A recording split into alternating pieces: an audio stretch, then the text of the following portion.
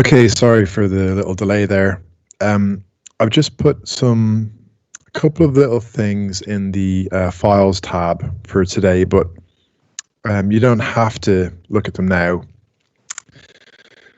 I'm going to, from now on, I'm going to give you individual links to, like when I'm demonstrating different projects, each of them are going to have their own listen to link. I'm sorry, this is just the best system I could come up with because I have to attach a plugin to each of those different sessions. So while we're waiting for the download stuff to go through for the cartoon, I'm going to show you a bit about how you organize dialogue tracks, track laying for one of the projects, the experimental drama short. I'm going to be following the points of the newly refreshed Reaper setup guide, which I've put in the today's file repository, because, like I say from before, that guide gets updated as we go through the different weeks. I'm making sure it's tightly aligned to the exercises here. So to start off with, I'm just going to run the plugin for the body session. So if you click on the body link, hopefully you can you should be able to hear something in a second. I just have to do it myself as well because I'm screen capturing all sorts of fun stuff going on my side. Let me just play a bit of phase cancellation causes some That's a tautology. What's that? As I was saying, the black cable. The same thing said twice. Right. Okay, moving on to signal phases. Phase cancellation causes some That's a tautology. What's that? As I was saying, the black cable. The same thing said twice. Right. Okay, moving on to signal phases. You will find resistance when you. So, you guys getting that sound? That's a tautology. What's that? As I was saying, the black cable. The same thing said twice. Right. Okay, moving on to signal phases. You will find resistance when you're looking for the energy flow, the potential and the potential. Are you guys with me? Are you getting the same from my project as you're seeing us? Yeah, I can hear. Is it just the first link though? Yeah. Yeah. So if you click on body, that's Body, yeah. Okay, that's fine. I mean, ideally, you can have all four of them loaded in the background to save you having to do that as I go through. From now on, these are going to be the links that we're going to have to listen to as I'm demoing individual projects. That's a tautology. So what's that? You're all getting that sound? That's a. Oh, I don't like silence. Yeah, I can hear it. Cool. Thank you. Thanks, folks. Thanks. Great. So yeah, just while the WeTransfers are going across, I'm going to show you the basics of track laying a project. So yeah, things are going to start to get interesting. And I'm going to be following the points of the processing dialogue Reaper setup guide. Again, I've updated it. You don't have to look at it now. You can open it if you want to follow along, but yeah, maybe best to check it later on. I'm going to start by just ordering things. And it's worth pointing out that ideally you will get an AAF file where you're able to open up Pro Tools and see all of the edits and cuts exactly as the picture editor sees them. That's how things would be in a professional workflow. Unfortunately, the big Achilles heel of Reaper is that it doesn't deal with AAF files, which means I need the individual stems of dialogue. Here's dialogue breath, and here's sound effects. And it's a bit of a bummer, although there is an intermediary program that you can get to translate them. You don't need to do that for these projects. It's also fairly common to get stems anyway. So it's not a real deal breaker, but it is a bit of an annoyance with Reaper being a free program. It's the one big Achilles heel. But it doesn't really matter in this case. So I've got dialogue, I've got breath, and I've got sound effects. That's what you get. That's what I've delivered to you for this project. Okay. What's the value of pi? How many decimals? And you've got the files as stereo files. So what we need to do is break them out between the left and the right side. And Michael, the principle applies in Logic as well. So don't worry about the fact that I'm showing you this in one particular software. I'm just showing you the workflow approach more than anything. What I would do here is just start to organize the project. I'm going to start breaking out the left and the right side to make sure I've got everything separately, because very common with dialogue files is that you'll get a stereo file and you'll have one voice on one side and the other voice on the other. That's a tautology. Phase cancellation causes some That's a Is it tautology. okay, by the way? Is it maybe the session is too loud? I can turn it down. Just let me know. I don't know what the levels are like versus my voice. I'll maybe just turn it down a bit. But yeah, it's very common that you need to do these sorts of things anyway. So even though Reaper can't take AF files, the things that we're going to be doing are very common anyways, especially when you're dealing with field recorders and stuff like that. So to start off with, I'm going to duplicate the track. So now I've got 2 of the dialogue tracks, and I'll maybe do the same with the effects. Although looking at it, I can see that everything is looking pretty similar between the left and the right side. There may be some sound effects that have stereo information in there. So I might just leave that as a stereo file for now. And all the breath files, I don't believe any of them are panned. Don't think any of those are panned. If I kind of scale up, I can see better. But I'll leave those as stereo files. The key thing is I want to split my dialogue, and I'm going to use the plus key on one and the minus key on the other. So now I've got the left and the right dialogue split out. And actually, I'll just duplicate it one more time, because I like to have an original track, and I might just color the original track a custom color like gray or something to indicate do not touch, or you could put it red. So I've always got the original dialogue track to fall back to if for whatever reason I mess something up. So I want one dialogue to be left side and the other to be the right side. And now on my 2 different tracks, I've got like a left and a right master dialogue. So that being said, what I'm going to do is start to organize the project. And I do that by just creating a load of empty tracks. And I'm going to create tracks and call them per the scene. So I want a new group track for each scene. And the point of this is that I'm able to control the group tracks individually from scene to scene. So let's have one called Classroom. Another one called Therapy, for example. And a third one called, I don't know, Outside.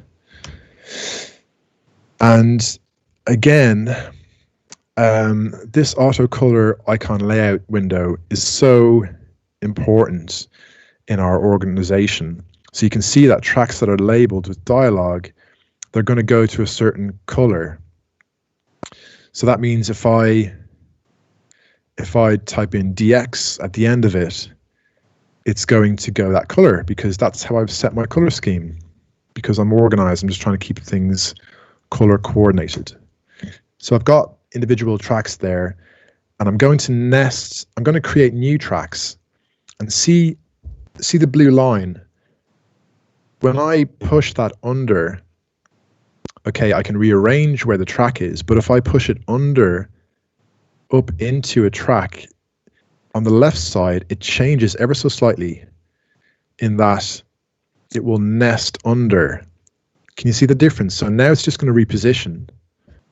But if I do it so that the blue line on the left-hand side, it just nests under, as indicated with the slightly shorter line on the left side. Then when I release, I've got the track nested under the higher track. So I'm nesting these tracks like this, okay? And I'm gonna name these with the characters. Sam DX, Teacher DX, and I'm gonna make a third one I'm going to call it Giggles DX because there's some giggles in the background.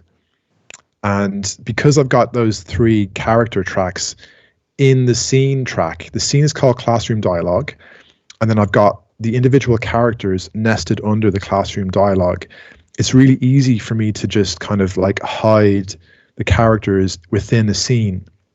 And the point is I'm creating a bus track or a group track, whatever you want to call this. It's like a kind of master track. Well, the master track is actually the final end output track. So not to be confused with that, but it's called a bus or a group track. And, you know, you can use whatever word you want. But the idea is that I'm creating a group track every time there's a different scene. And my characters are going to go in that scene, and I can reposition and rearrange things really easily. So I might have another scene called Hallway DX, even though there's no dialogue in the hallway, just to kind of give you a flavor of how I would start organizing the session here. So there's... Do you ever get really angry? Do you ever get really angry? Do you get mad Do you easily? get mad easily? some footsteps and some stuff going on here. But these 2 voices, these are actually first-year students, and one of them is a voice actor. And I will create channels for them. I'm just going to say female and male just to keep it really clear for now. And again, I'm going to put in DX, so female DX, male DX in there. And I should be able to shift-click these and click and drag both of them nestled under my hallway DX, and then release that. And there they go. And yeah, it's simply now a case of I'm going through the dialogue and I'm going to start to make cuts. I'll group these together using the G key. So if I make a change on one, it should affect the other one. But all I'm doing here is simply making a cut to the files, and I'm going to start just placing them using my keyboard modifier. If you hold Control and click and drag the bottom half of a file, it's going to duplicate it onto another track, and it's going to lock the horizontal movement, which is really useful and important because we need to keep things in time. Once you get your project synced up, everything's in time. We want to keep it that way. If you click on the top half, it doesn't duplicate, but it just moves. So you can decide, I want to either duplicate the files or simply move them, depending on whether or not you click and drag the top or the bottom half. And different software does that in different ways. But just to keep things easy, I don't want to have too much dialogue everywhere. I'm just going to move it. I'm just going to press S to solo. How many decimals do you know? So now I've got the male voices on the male dialogue track within the hallway scene. And what I'm getting at here with all this stuff is that it's really all just a case of being organized. It might look kind of intimidating or just like it's a lot of stuff. The red button, yeah? But all I'm doing is just organizing things. And once I've done the hallway scene, I'm just going to hide that for now and get it out of the way. Just be really careful. See that blue line? I can't emphasize enough how important it is that you're not like accidentally nesting things in tracks. You're repositioning things very carefully so that I can now focus on the next scene, which is this kind of classroom scene. And then he goes into a little trance and stuff. So the classroom scene, again, I just want to, organize things so that it's on the right track. So I've got Sam, this is Sam, the character here, and this is the teacher. So you can see the teacher's lines. They should go on the teacher track. So that's where I'm going to put them. And Sam doesn't have many lines here, but I still want to have him on his own track. And in the scene track, which is like the bus or the group track, you get a nice kind of visual display of what's happening in there. And that's how you go about organizing voices into individual scenes. The importance of doing this, let me just expand these out so we can see things nice and clearly. The reason that we do this is so that we can control the scene. So, for example, if I wanted to change the volume of the scene in and out, I can do that on the scene track, and I've got complete control over everything that's inside that scene. And different projects, have different requirements. This project and the documentary project have many different scenes, but the cartoon project is really just it's narration all the way through. So there's no different scenes for you to put the dialogue in there. It's just a case of having different environmental sound effects and different ambience files, and you may or may not choose to organize them into scenes, but this is absolutely essential when it comes to dialogue. And as you can see, we have an actor per track, per scene. So I can just solo the teacher's voice, and it's a little loud, so I'll just reduce the volume there, and I can add an equalizer, let's say, onto that entire track, which is only going to change that person's voice in that scene. Generally speaking, you don't want to apply, like heavy EQ and effects on the scene track, because that's going to change everything that's in that scene. I want the individual control of the voices in the scene, so I can do that from the effects within the scene. And if there's anything I want to do on the entire scene track, I can do that as well. So I want to just draw the difference to your attention. Why would you do stuff on the scene track, and why would you do stuff on the individual speaker track? Does anyone want to have a little guess at that? Why might I want to affect Sam's voice individually onto his, or let's say the teacher? Why would I want to affect the teacher's voice on his own track, as opposed to affecting the scene, which is all the voices?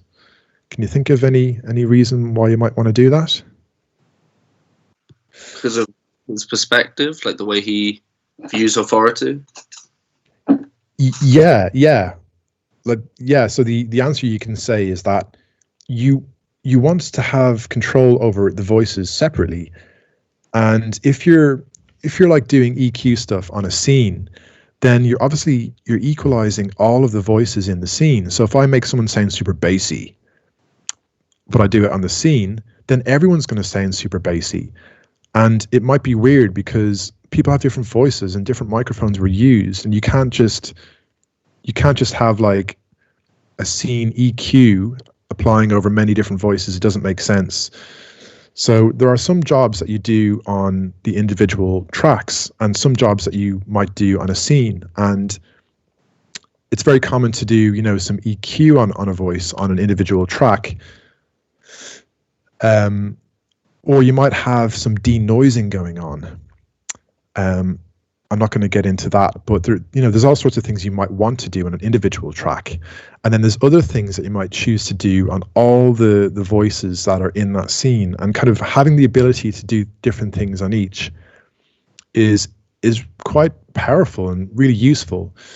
And the sorts of things that you would maybe choose to do on the entire scene, well, you might try and environmentalize it a bit, right? You're going to maybe want that scene to sound like where it is. And here it's a classroom. And I'll show you this in more detail if there's more time, but I might want to add on a kind of classroom ambience to that scene. So I can do that with the reverb effect. If I type in, what is it, reverb, I can load in an impulse response, which is like a fingerprint of a classroom, and I can kind of get a more classroom sound. And in the project files for today, I've actually shared with you some files, but I don't want this to get too advanced on this. I'll come back to this later on. I just want to give you a little taster for the difference that it makes. So let me just turn this down a bit. I don't want it to be too loud. Energy, potential, and resistance. When you're finished, break the circuit. Can you guys hear? So I'm going to just make sure this is looping, set my loop point, and I'm going to play you the little dialogue piece, simply turning off and on the reverb that I've just applied there in 2 seconds. And you'll hear the difference. Energy, potential, and resistance. When you're finished, press the red button, please, guys. The red button, yeah? Okay. Energy cycles in and out of phase. Positive and negative cycles. Oscillations. Find yourself a probe. Measure the flow of energy, potential, and resistance. When you're finished, press the red button, please, guys. The red button, yeah? Okay. Energy cycles in and out of phase. Positive and negative cycles. Oscillations. Okay, can you guys hear the difference? Without the reverb, it's quite a dry voice because it's a lapel mic in this case. It was a wide shot, so a lapel was used. It's quite dry in your head without the reverb, but with the reverb, it worldizes it a bit. It gives it some context, right? Energy, potential, and resistance. Without the reverb, that's... When you're finished, press the red button, please, guys. The red button, yeah? Turn the reverb on. Okay. Energy cycles in and out of phase. Positive and negative cycles. You can hear a bit of a tail of the echo there, and that's kind of common in a classroom environment. So there are little things that you might choose to do on the group master track. And that's why I want the control, I want the ability to do things on the individual track and the group master track differently. So one more thing now we'll dive into the exercise is that you might just want to normalize these files before you start working and doing lots of kind of editing. And another thing that you might do on the group track is compression, and we'll come back to that in a moment as well. I'm not going to get stuck on it now. I'll explain it shortly. But before you start doing kind of volume control, you might just decide to normalize the tracks, and there's a shortcut, and it depends what software you're using, but there's a very quick and easy way to just tell the tracks, I want all of my items to go to this -23 LUF standard, which is the level that you want dialogue to be in film.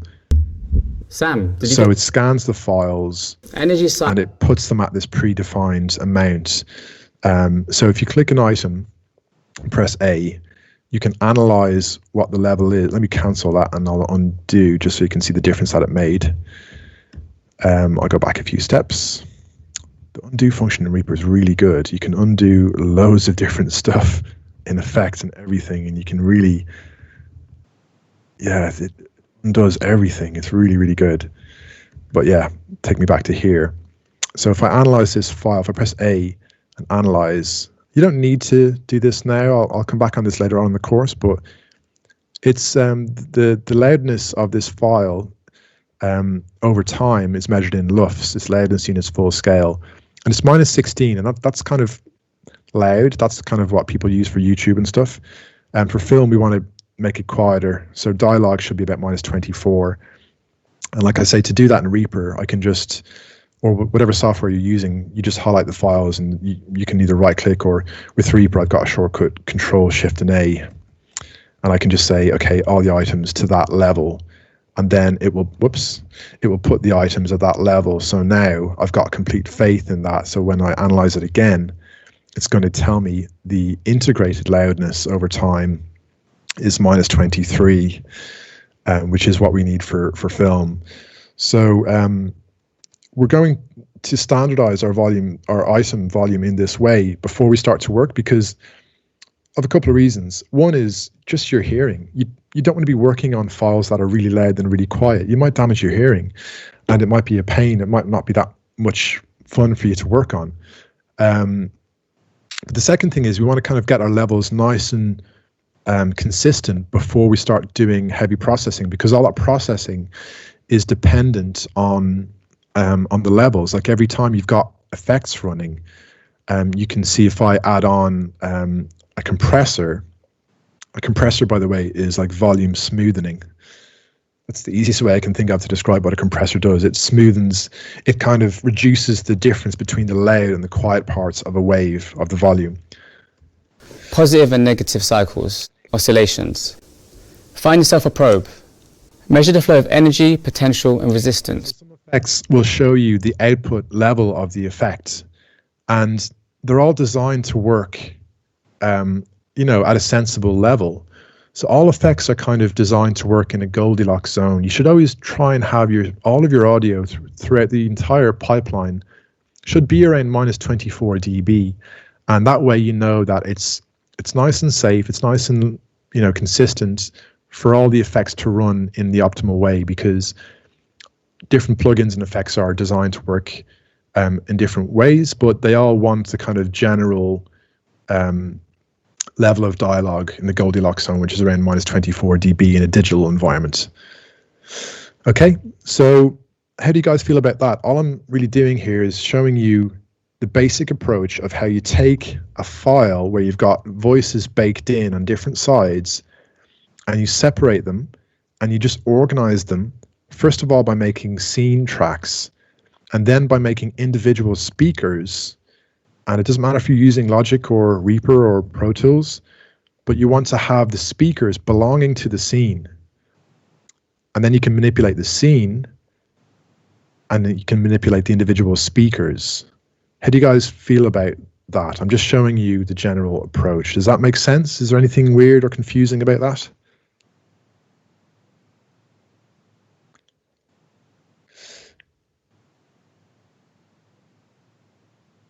Silence. Oh, Makes sense to me. it's okay, is it? It's just really important to kind of visually have things where you expect them to be.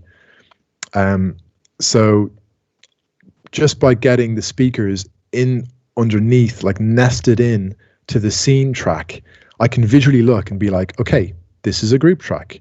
These are individual speakers within the group track. I can visually very easily understand that there's a hierarchy here. I've got my speakers underneath the scene, so I can process the entire scene. Remember Tom Hanks, you had the noise from outside the window. You might have a scene called outside window, and then another one called inside window, right? And you're going to control the volume of the outside window scene when he closes the window.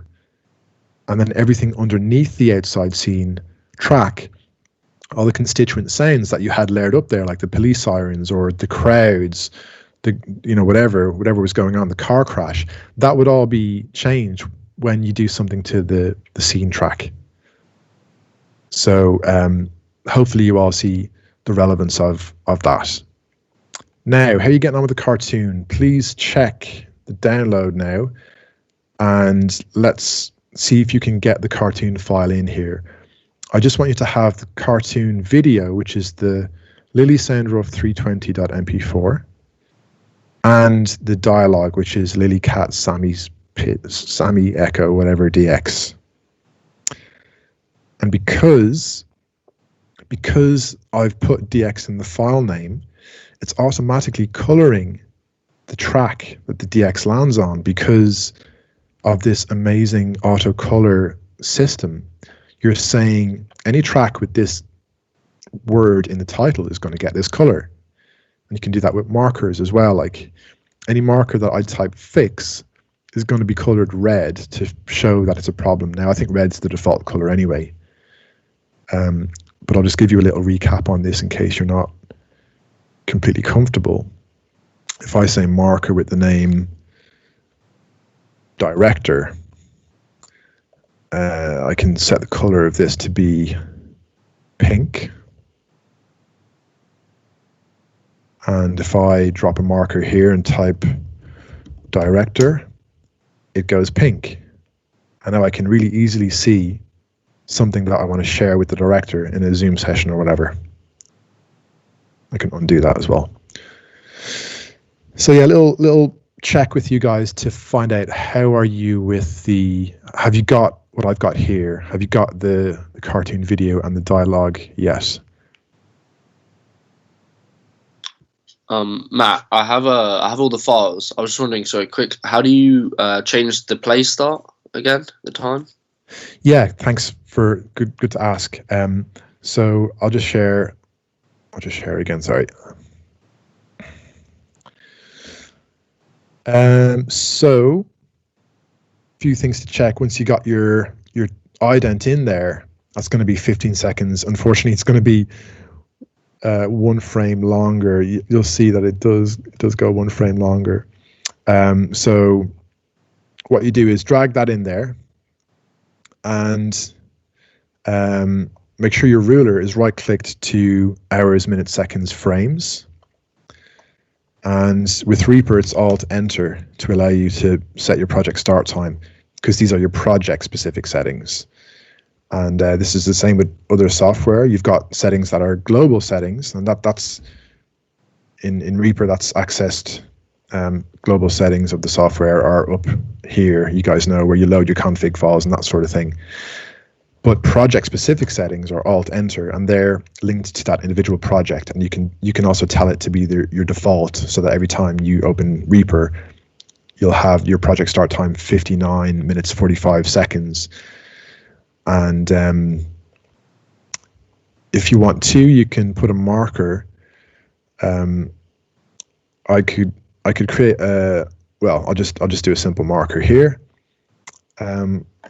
Making sure I'm on the 1 hour point. If I go Alt and C, Alt are usually visual, like to show or reveal certain things. So Alt C is clock, and I can drop a marker here saying FFOA, first frame of action. And you can double click on an item and you can say position, and you can just type in 1 hour 01000000, and it'll just go to that point. And I can see with this file that there's a bit of a discrepancy between the guide, which is, if I just solo the guide video, you can see the guide video has sound. And I've turned the sound down, so let me just try that again. Let me just double check that I'm broadcasting to you on this. So I've tested this already, and what's cool is that the links should hold. So these links I'm giving you for body, documentary, cartoon, and Westworld, they should hold from week to week. Those 4 links, as long as you press start listening. Lily the Quarantine Cat. Yeah, you should be hearing that if I just solo this. Quarantine Cat. Yeah, that's working fine. My name is Got it? Lily. Yeah. So I can see already that there's a discrepancy between the video guide audio, which is pretty good, by the way. Like, we've got lots of musical ideas and stuff is in there, sound effects. The Quarantine Cat. In there. So, yeah, like I can't hear anything. What? I've clicked through all the links and there's no sound for me. So if you press on the cartoon link and press start streaming, you should be able to. Are you on Chrome? Yeah.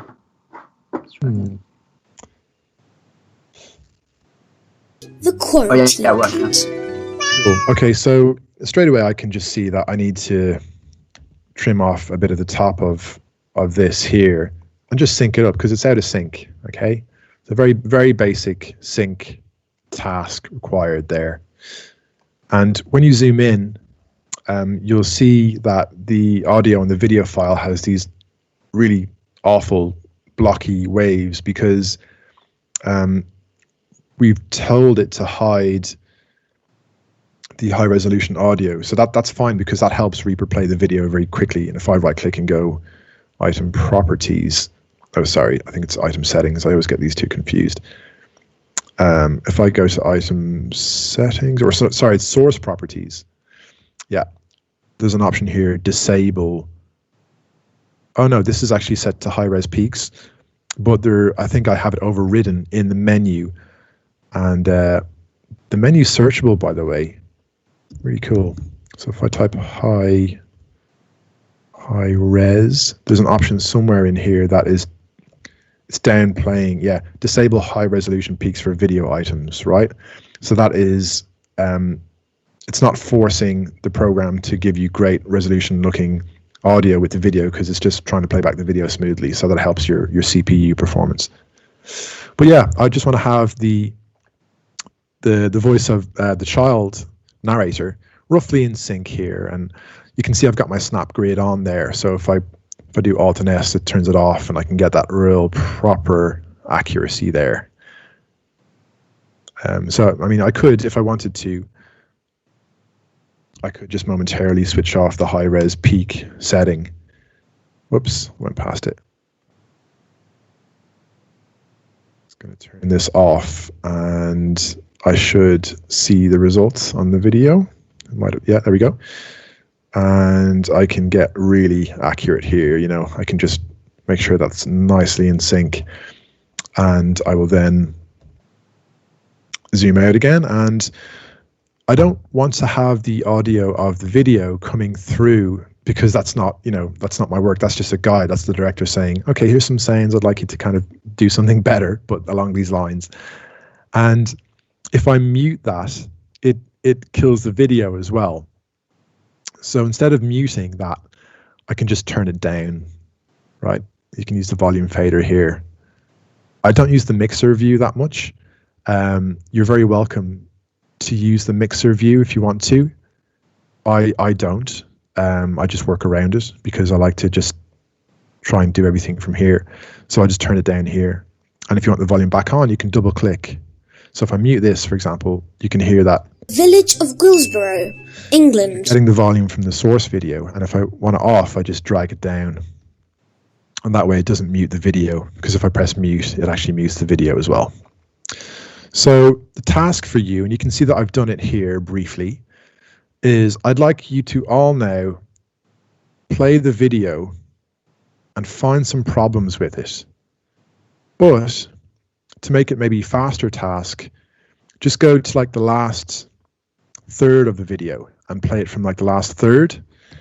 And I'm just hiding my grid lines with Alt G, and I'm pressing / to hide the markers. I just want you to maybe play from the last quarter of the video and listen very carefully for problems and mark them. Any problems you hear, just press M, type fix, or just don't type anything. And you should be able to hear at least 2 or 3 issues. Okay, so I'd like you to do that now.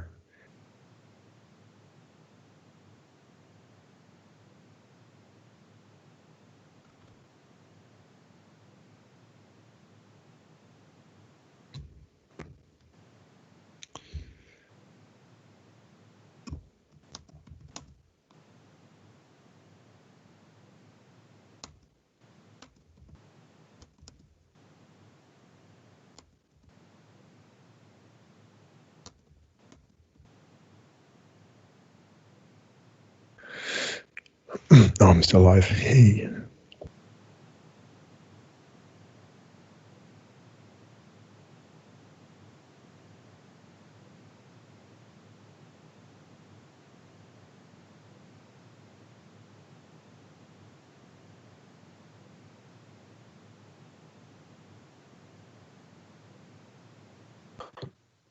Matt, so simple one. My metronome won't turn off. Where's? Yeah, so that is the asterisk shortcut, which is near your numpad. If you tap that, it'll turn the metronome off. Cool. Thanks. Thanks.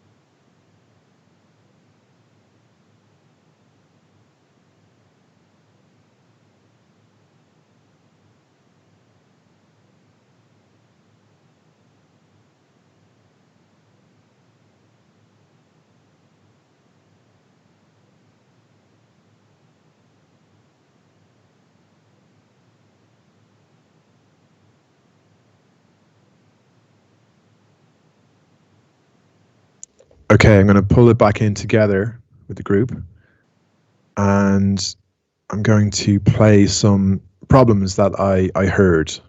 Maybe you guys heard the same ones. Let's have a look.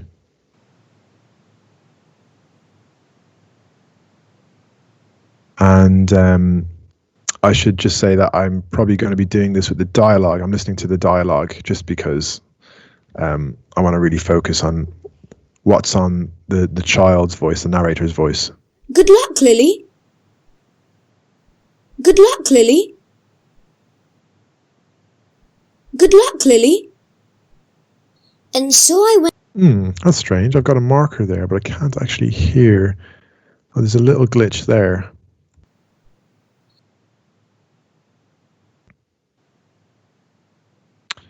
Interesting. I'm just going to cut this and boost it and see maybe this is what I found. Little glitch in there.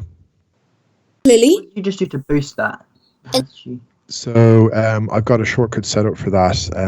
Well, first of all, I just made the cut there, and the cut was made by using my 2 shortcut, which will just cut wherever the mouse is hovering, which is pretty cool. But to actually boost it, I selected the item, and I held Shift, and I just tapped up and down. Oh, awesome. Okay. And that will do it by 1 dB increments. There's an issue there, although it was kind of hard for me to hear on playback. That's what a problem looks like. The marker's a bit off. It should be really bang on the issue. And that would be a fairly straightforward one to fix, because it actually happens without any dialogue. So the fix for that, quite simply, would just be to cut up a bit before it, select the bit before it, and then if I control D, it just duplicates the bit. But you need to be careful because there should be fades. If there aren't fades, you might be creating 2 more clicks. You're trying to fix 1 click and you end up creating more because there's an abrupt change. So these fades just help smoothen out things. And editing is really all about just playing around with little bits of silence and gaps to cover problems and clicks and pops as much as possible. You don't necessarily need these fancy tools to do them for you, because a good editor can just edit away problems. So let's have a look at a couple more problems. I'm just going to use my / shortcut, which, as you can see, is a lovely way of vertically showing those markers. I spotted a couple of problems here. And of course. And of course. It's just the background noise. Again, that's a very easy edit. I'm glad we're starting with these because they're very easy edits. So I might just do 1 and then kind of fade it, duplicate it again, and I can use all my shortcuts for this as well. So I'm not making things too busy. You don't want to have like a load of layers.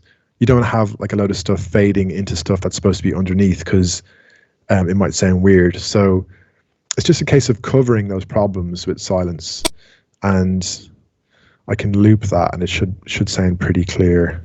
And of course. Whoops, my press or to toggle repeat was off. And as an editor, you have to get used to listening to looped sections in isolation. There is still a bit of a click there somewhere, so I can kind of narrow down where that click might be happening. It's not the cleanest bit of sound, so I might try and actually pinch another bit of silence instead, rather than the initial bit that I used. And it's really all about that. It's just about trying different things and seeing if they work to fix the problem. That's what most of editing is. And that is definitely not working. That one is actually just elongating the problem. So you can be quite resourceful, and you can go further and further away from the problem to find bits of sound to just beg, borrow, and steal. It's sort of like plastic surgery on the audio, and I mean that very respectfully, not as a joke. It really is about borrowing, using bits from elsewhere in the file, reinventing them in other places for the intended result. And of course. It works fine. It works perfectly. And you don't really want to have a gap, or you don't want to have, like, I don't want to reduce this too much, because you'll hear that if it just disappears. And this is why atmosphere is really important, because atmosphere, when you add it in, once I get my Atmos track later on, I type in ambience 1, and I might have 3 or 4 or 5 of these ambient tracks. Why is it not A and B? Should be automatically coloring that. Oh, it is. It's just that the color is super subtle. So the ambience will help with that as well, but we don't rely on the ambience yet. We get the dialogue right before that stage. And it goes on and on. So if you've found a problem, see if you can fix it. And I know it's a bit tricky on these calls, because you really need a fine level of hearing, and you can't really achieve that when I'm talking to you for a start, or when you're on a call at all. There's sounds that are coming from Teams and little pops and clicks, but you know by just looping a region. When And that happened, by the way, because the playhead and the selection are 2 different things. And Christian, you asked about this before, and you can link the cursor to every selection.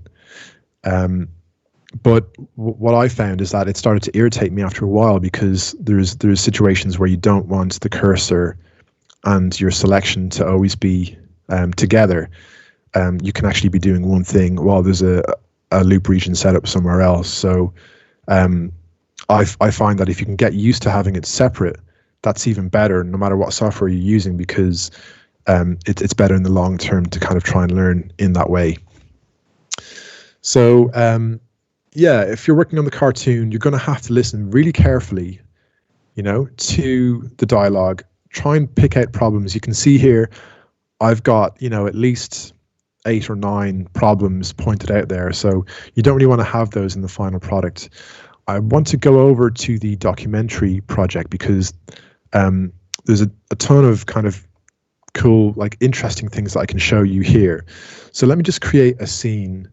I'm just doing what I did in the other project, and I'm creating a scene, and I'm going to say Julie DX. I'm creating character voices, whatever, Chris DX within that scene. Scene 1 dialogue. And I want those 2 voices in that scene, and I'm going to put the scene under the dialogue, because I'm working on dialogue. Now, let me just find an interesting bit, maybe with some problems. So you're going to need to click on the documentary link and open that and press listen on that one.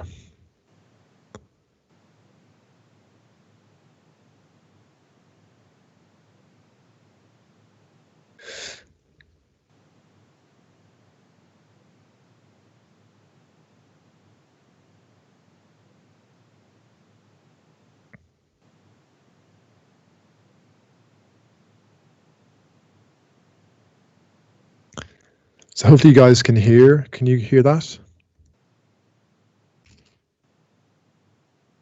It's not working for me this time for some reason.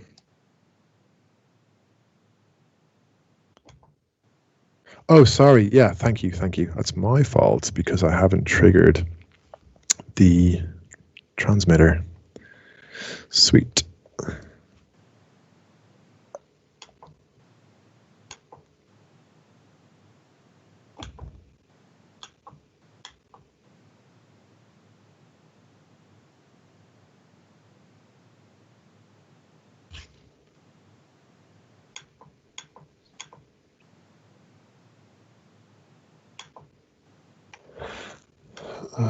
They were drunk on drugs or something and thought it'd be funny. That should be working now. You might have to close your other links. I had to close my other links to get it working. It's working for me. I got kicked out, and this is when I became... All right, so as I said earlier, you can't really start to do anything unless you've began to organize your work. So that would mean like duplicating, and I'm going to top and tail the scene. There's a couple of different scenes here. There's a lot of learning in this documentary project, by the way. So it's a great way to show you stuff. So I'm going to create a scene for the wind, let's say. Basically, yeah.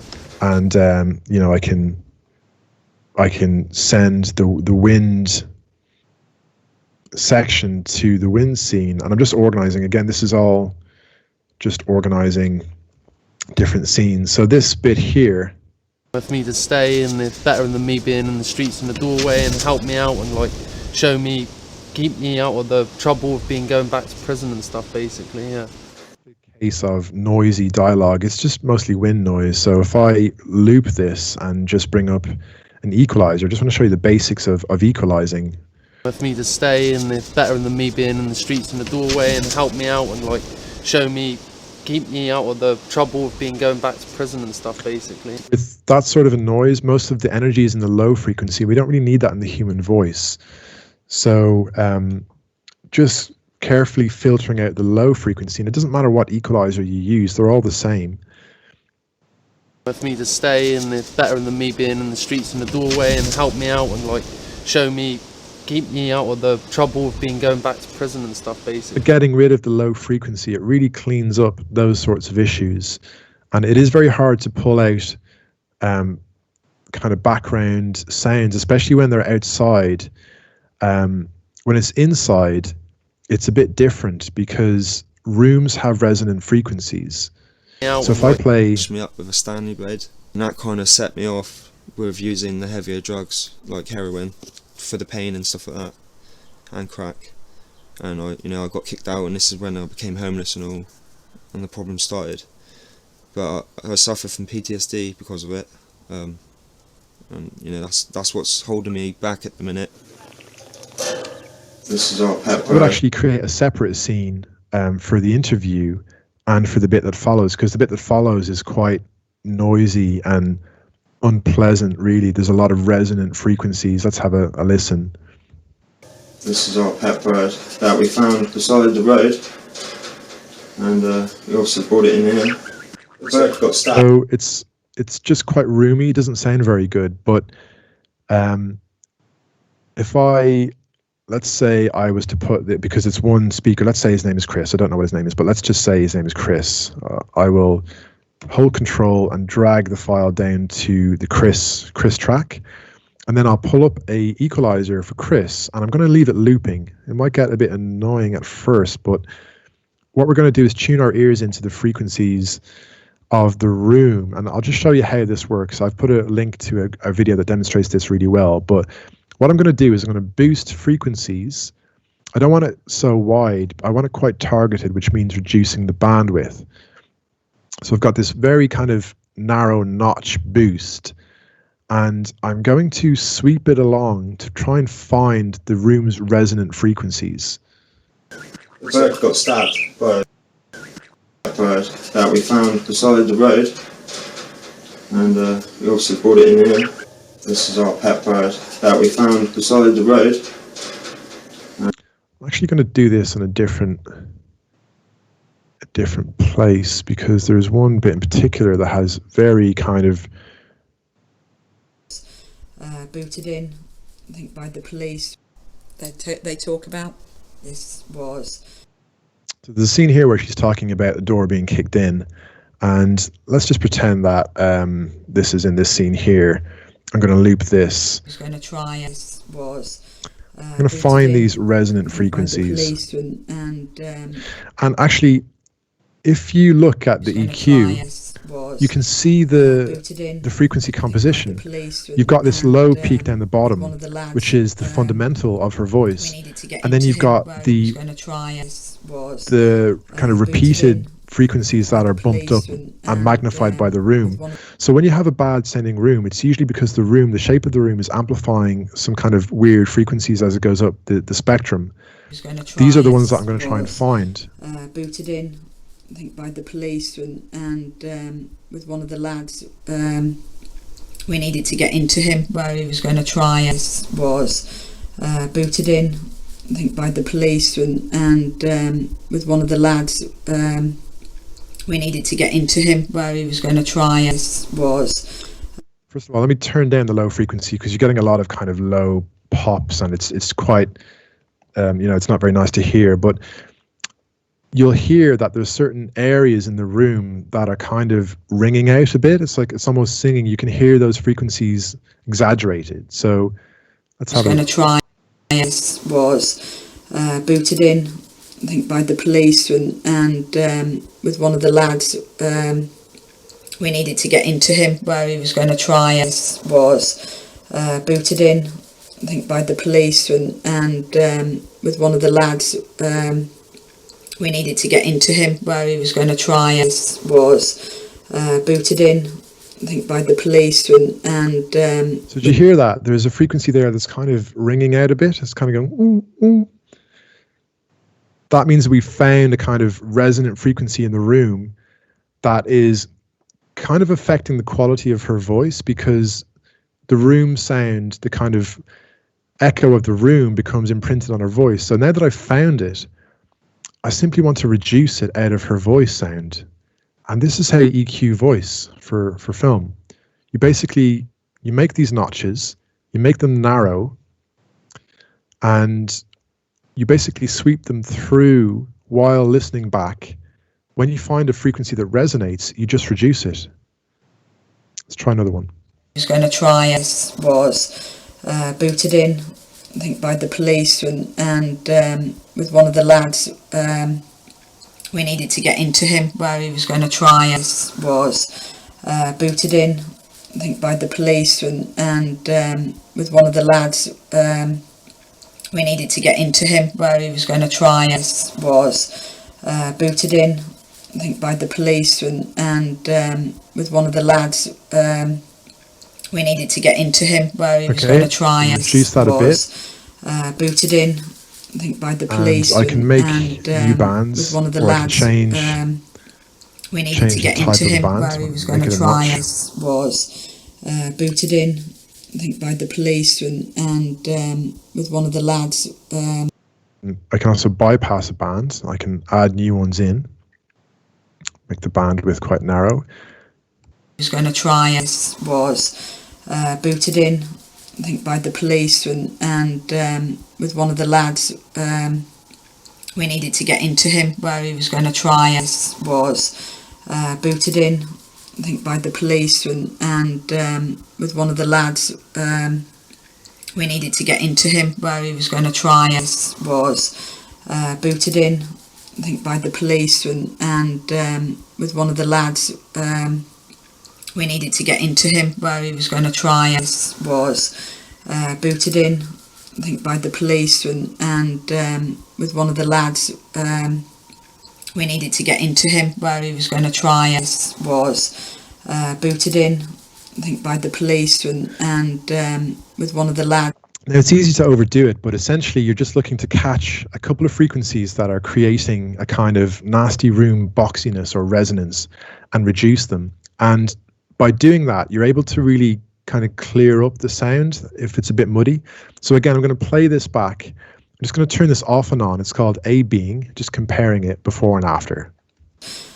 Booted in, I think by the police, and with one of the lads. We needed to get into him where he was going to try and was booted in, I think by the police, and with one of the lads. We needed to get. This actually is quite a noisy recording because the camera's shaking and the microphone is creating some problems there. But generally speaking, this is the approach that you would take to remove those resonant frequencies.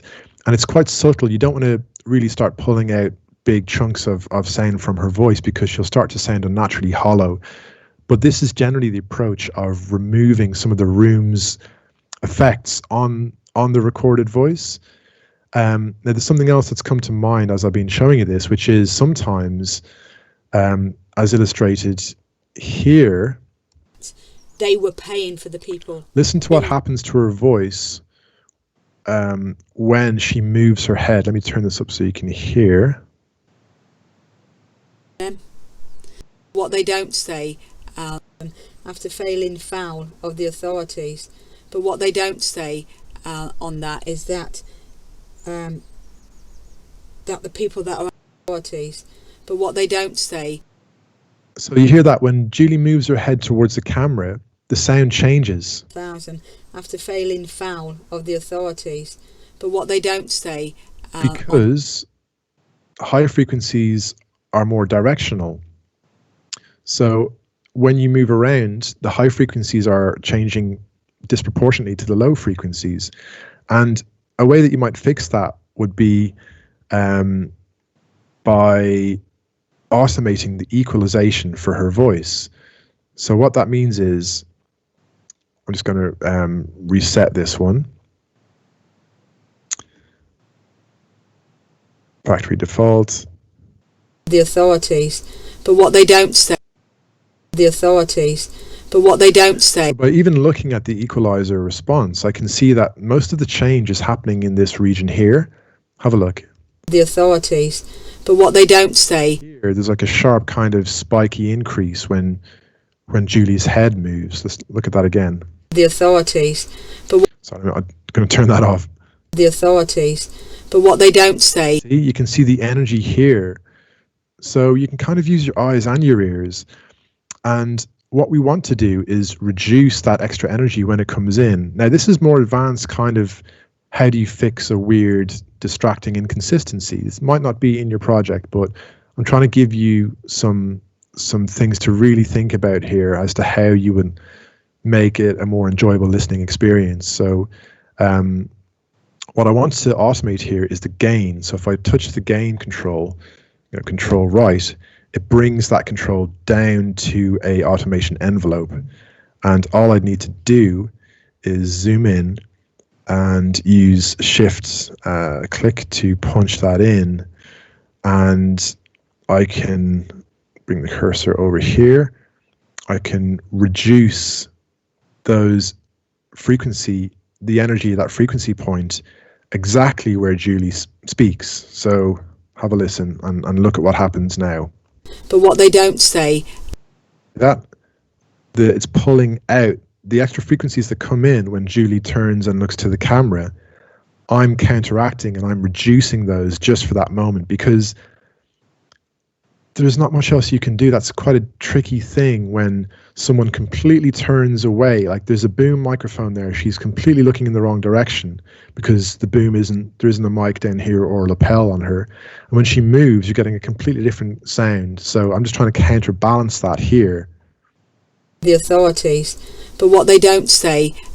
The authorities, but what they don't say on that. Authorities, but what they don't say. So that's something that may or may not crop up, and there's other issues as well. So just going back here, just to kind of try and wrap up, there's a scene where the person doing sound talks over the character. They were drunk or on drugs or something. It's here. I've marked it. Yeah. It's like got stabbed. Hear that? I'll just solo it so you can really. Yeah. It's like got stabbed by. Yeah. It's like got stabbed by. She brought it in here. It's like got stabbed. You can hear someone talking who isn't on screen, just here. And again, as I showed you earlier, the solution here is again just to find a bit of sound where there's no talking. And I'm simply going to steal a bit of that, and I'm going to try and cover up the problem here. I'm going to cut it and maybe make some room for it and place it down there. I've got stabbed. Now I'm cutting off his word a bit, so be careful. Yeah. I've got stabbed. And I can still hear the guy in the background coming in, so it needs to be quite a fine cut. And that's why it's really cool to see the waveforms with this color energy, because you can actually see sometimes when there's frequencies that are higher or lower, and it helps you see what you're hearing. Yeah. I've got stabbed. I can still hear him, so I'm going to make that tighter. But this will take a bit of work. So if you're doing the documentary one, I've got stabbed. You'll have to play with this. I think what I did in the end was, because they were just talking at the same time, there's no way around it. What I did was I found a bit where he said the bird from another line, because he says the bird a few times, and I took the bird and I put it there, and that's the solution. You sometimes have to do that, which is why alternate takes and while lines are so important. Okay, so just to finish off, I want to make sure that I explain what a compressor does to you. And I know that it might be overwhelming enough already, or you might know this stuff, I'm not sure, but I need to cover what a compressor does. It's really important. So if we look at, let's say I've got a big chunk of audio, look at all the volume discrepancies we have here. You can see that some bits are quieter than others. And of course, you can just really quickly go through. I'm just zooming in and zooming out, and you can very quickly kind of like cut sound into chunks, and you can see the end is well loud. And I can then just sort of say, let me just cut this bit up here, cut, going crazy. And I can then just highlight them all and say, I want all of them to a certain volume. And boom, it should level them all out. That's something that should be baked into your kind of general preparation process, as I've put in the Reaper document, in the Reaper setup document, which I should maybe rename to just sort of general prep for sound to picture. But a compressor is a tool that essentially automatically levels out a piece of dialogue. So let me just find a bit that's kind of dynamic. Dynamic meaning there's a big difference between the loud and the quiet bits. I'm sorry, that's a bit of a sad bit, but it is a good example of going from loud to quiet. So I'll just play. She was thankful to think that I found him on the street and that he never actually died out there on his own, and that he actually died with. So see the difference between the loud and the quiet bits. It's quite something. So I would normally put a compressor on, and you can put that on the group track if you want to. You can just type in comp, and in a nutshell, what a compressor does is it reduces the loud parts of the wave and it leaves the quieter parts alone. And in order to do that, you need to tell it a threshold. So above a certain volume, I want to reduce the level by a ratio. So we use a ratio system. And I've got the settings in the document that I've shared in the chat there. And essentially, you can see a little red line coming in here every time it's reducing the loud bits of the wave. It's called gain reduction. She was thankful to think that I found him on the street and that he never actually died. See that? You're seeing the red jump in when it's reducing the loud parts of the peak. She was thankful to think that I found him on the street and that he never actually died. And something to note about this is it doesn't update the waveform because it's an insert effect. It's not going to show you a new updated waveform. So what I can just do in this case to show you the effect that it's having on the wave, I can really quickly just render the track out. That's going to take a moment. It's going to apply, kind of render the effect into the wave so we can see the difference between the pre-compressed and the version that's compressed. And the reason that compression is really important is because you don't want your listeners' ears to be fatigued. Have you ever found yourself volume surfing? Like you're maybe listening to a podcast, you're walking along, or you're in the car, and the difference between the loud and the quiet is really irritating you, and your fingers are on the volume, and you're constantly turning the volume up and down. Do you guys know what that's like to volume surf? You might be doing it at home with a TV program or something. Well, compression is a way of getting around that. In this case, the reduction is quite subtle there. It's quite a subtle reduction of the wave, but you can see on the bottom example, the wave, the peak is ever so slightly less than what it is on the top. And the same for other sections. If I find a particularly loud bit, it's quite subtle there. So I think I'll use a more extreme example. And she was thankful to think that I found him on the we're visual people, we want to see the results of, if I just type in dynamics, there's a different way to, it's not liking that.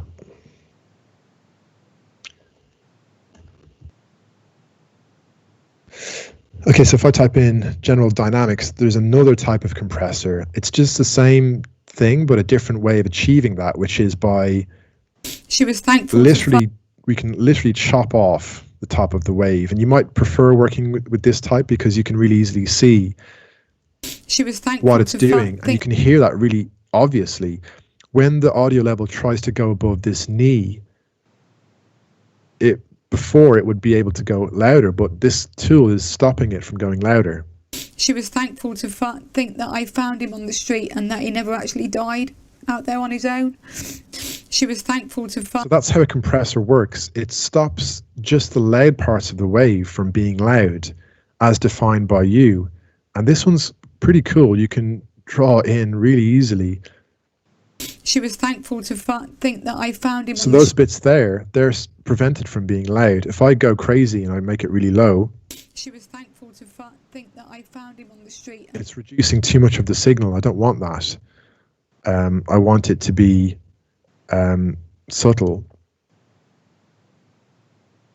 So I don't normally use this one, so I'll just try that again.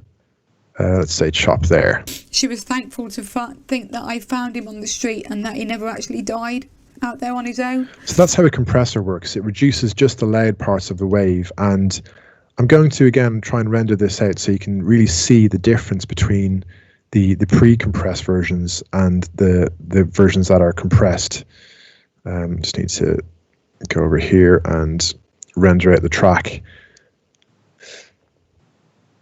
And there's a school of thought that uses multiband compressors as well, but I don't think I'm going to go into that really today. We're out of time really on that. So I think just to understand the basics of how a compressor works is quite useful without going into the multiband. Again, it's not showing a great visual difference there. But hopefully that makes sense to see the tool in action here on this track. It's quite straightforward to see it working in that way, hopefully. And apart from that, I showed you briefly earlier on how to use a reverb to kind of worldize a sound, and that might be people's voices to put them in a certain place. Like, let's say there's a recording of a car and the sound was really bad and it had to be ADR'd. Well, you need to make that sound like it was in a car. I mean, the best thing would be to record it in a car, but by using special reverbs that allow you to load in impulses, that's how you kind of worldize a sound and kind of get that result. So again, I'm not going to kind of, like, you don't need to do that with the cartoon dialogue. You don't need to kind of do that with the narration because you know it's narration on the file, and you don't need to kind of place that narrator in a space or time. But there is a little scene where it's talking about, you know, the kids, the family in the house, and you see a TV, so you expect to hear a television futzed and kind of environmentalized in this little bit. Let me just double check on this because I don't think there's anything in the guide sound to suggest that that's what the director wants.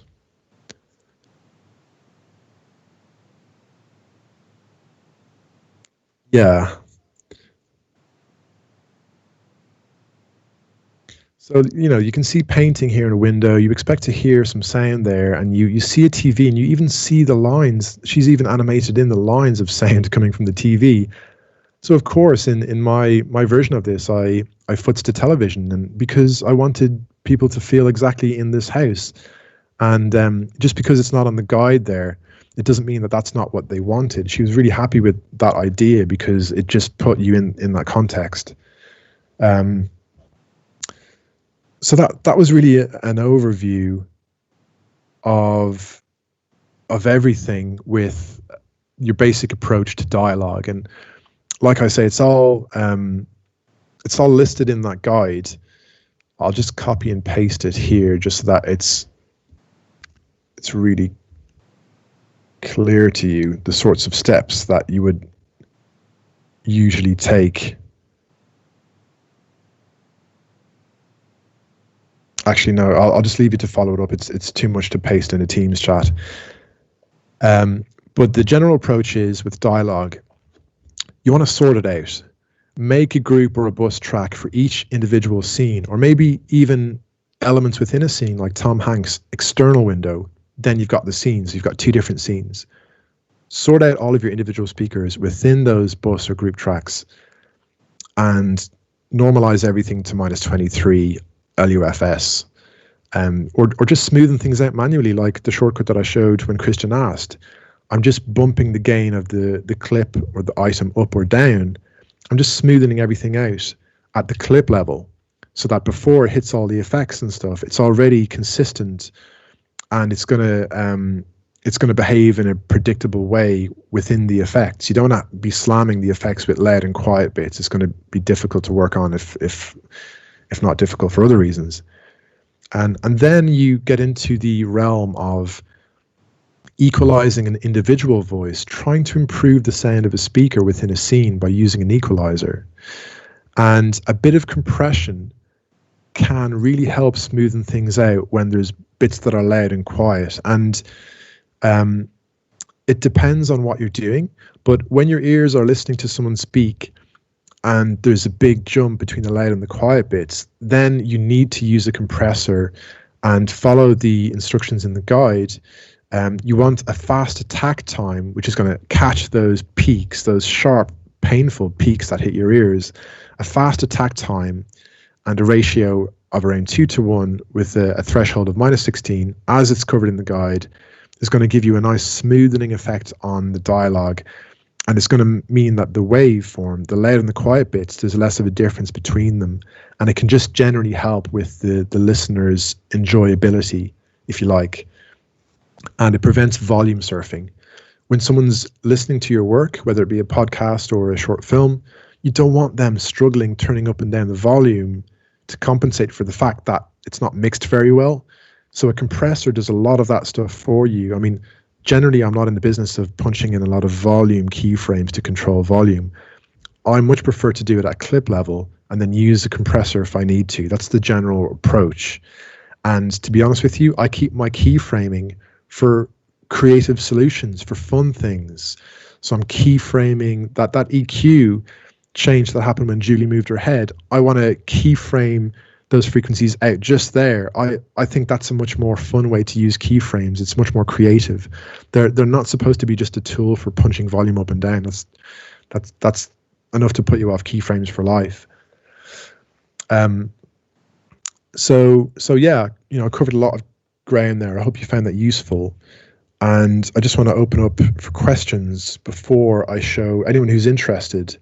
I can show you the basics of MIDI, and even if you're not going to use MIDI for your project, remember that you at your disposal here, if you choose to tap into it, you've got such a fun tool to make cool sounds. And I just want to remind you of that, because even if you're not interested in doing sound for picture ever, which none of you hopefully feel that way because you're all taking the course, there's so many fun things that you can do in Reaper to improve your relationship, or not just Reaper, but any audio software.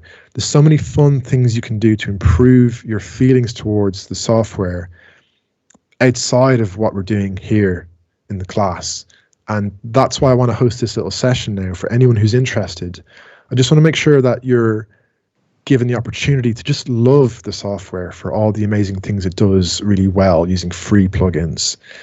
And it's a chance to improve your feeling as a whole towards the software, because I know that you probably already have good feelings with Logic because you put in the time. I just want to make sure that you've got the chance to have good feelings to Reaper by designing a very simple piece of music.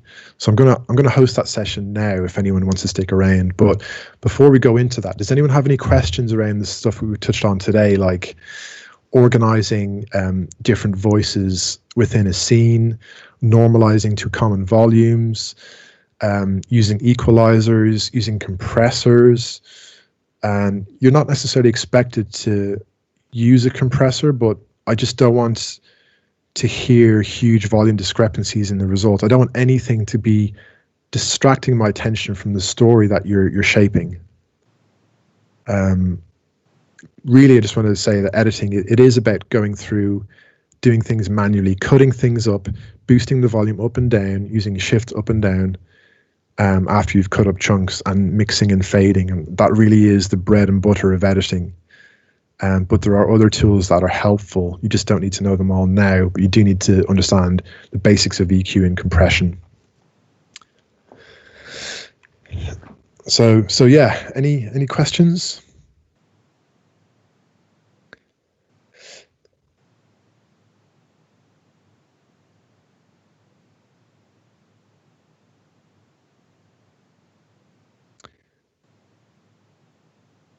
Did I cover the compressors in a satisfactory way, or do you want a little recap on the compressors?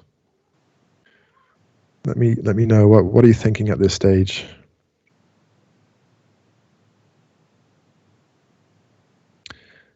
When it comes to the dialogue for the cartoon project, there's actually not a whole lot of work you need to do. You just need to spot out the problems and just sort of remove any clicks and pops if you hear them. You could use a touch of compression. Like I say, I've got a preset set up for dialogue. It's just set to -16. The attack is set to 0. It's a very fast attack to catch any sharp peaks.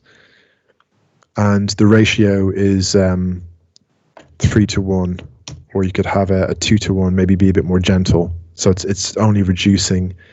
It's reducing by 2 decibels every. Sorry, it's reducing by 1 decibel every 2 decibel increase. So it's like a rate of like 50% of the original signal. It just helps smoothen out the dialogue a bit, and I've got that on the main dialogue channel.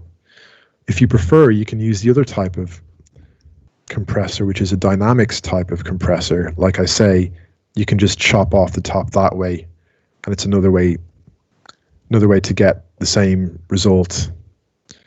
So if I just bring that up. But just remember that you don't want to go too far with these tools. You don't want to hear a compressor working ever. It's just smoothing out the volume in the background. You don't really want to hear that working. So yeah, any questions on that? I would encourage you to get the files that I've put in the Teams chat. I'll just really quickly show you that I've put a few files in there. I've put an EQ chart in there just to show you that the human voice has energy in different areas, and these can be defined, by frequency regions. You can remove certain regions if you want to remove sibilance, which is kind of like that sort of noise. And you can remove certain regions that are kind of boxy. This is usually where you get those nasty room resonant tones in this kind of region here, which is what I demonstrated earlier. But you don't really want to have too extreme an EQ curve on the dialogue. It needs to just reflect the individual sounds of that scene. You don't want to be making it sound unnatural. You want to improve things. You always want to A/B check, make sure you're not making something worse than it was initially. And I've also shared with you, I found a really nice folder full of impulse responses, which are the files that you load into the Reverb plugin if you want to kind of worldize something. And I've put a link to that as well on the Moodle page. But yeah, these impulses are really nice if you need to kind of worldize, in other words, to kind of recreate the sound of a particular shape room. That's where you do it there. And I've included the guide for today, which has a much more cultivated processing dialogue section in accordance with what I've shown you today. So that's the kind of recommended order that I suggest you go through when you're doing stuff with dialogue. But just make sure that you're thinking clearly. Don't ever do something for the sake of it. Always think is there anything I can do to improve this region, maybe to smooth it out? Is it sounding weird? Can I EQ some sounds out that I don't like? These are all things that I'm happy to help you with. I think in many ways it might be much better if you just ask me individually for help on your individual projects, and I'll just spend some time going through. I might factor that into the subsequent classes.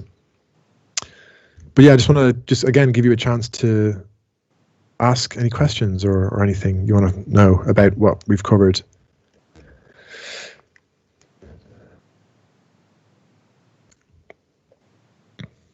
Matt, are all of those compressors built into Reaper already? Or? The two that I showed you are, yeah. So one of them is just recomp. In Reaper, they call all their own plugins. They prefix them with the letter or EA, the letters or EA. So if you type in recomp, I'll just show you that quickly. When I go to actually add an effect in Reaper, I'm just pressing the effect button on the track because I want it to be a track effect, not an item effect. And you just type add, and depending on what you've got installed, you'll have a big or a smaller list of stuff. And the ones that come with Reaper are all under Kokos because that's the parent name of the company. So you should be able to find all the basic ones that come with Reaper here. But if I just search, I just like to search stuff. So I just type comp for compressor, and there's recomp. And there's another one, re-x-comp, which is a multi-band compressor.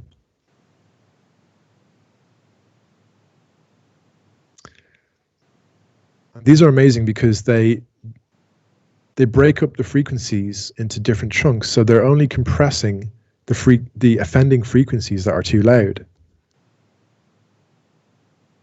So I would use one of these types of compressors on my own work, but you don't necessarily need to. It's just they're slightly more advanced. I think this is a great way to kind of visually learn compressors using, it's called general dynamics. So to find this one, you have to actually search for dynamics, which is the word that compressors are often filed under in other software as well, because a compressor is a dynamic tool. So it might be called a compressor or dynamics. That's how you find them. It just helps smoothen things out. It's not gonna show you unless you've got it turned on. It's not gonna show you what it's doing.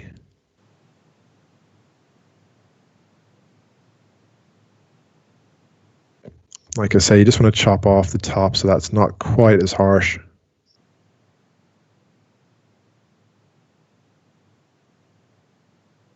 Yeah, it should, if I render the track out, it should show me the difference before and after the compressor, because it should stamp all the effects into the WAV file. So let's just see if it does it this time. Any other questions before I do a little MIDI bit?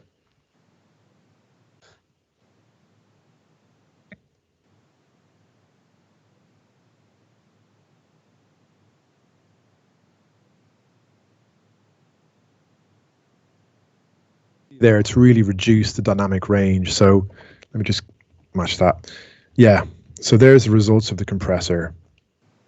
The original has quite a sharp peak, but the compressed version, it's just chopped off the peak there. It's just smoothened that out for you in a way that you'd just never be able to do by hand, and the result is much smoother.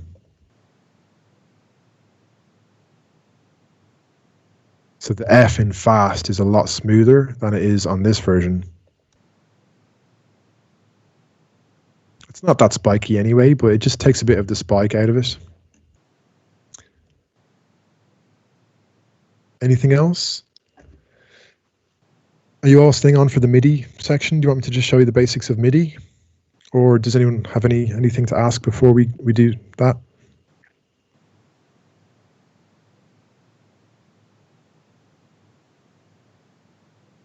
I just don't like talking for large amounts of time without any kind of feedback or anything. Yeah, I'm going to stick around for the MIDI session now. Cool.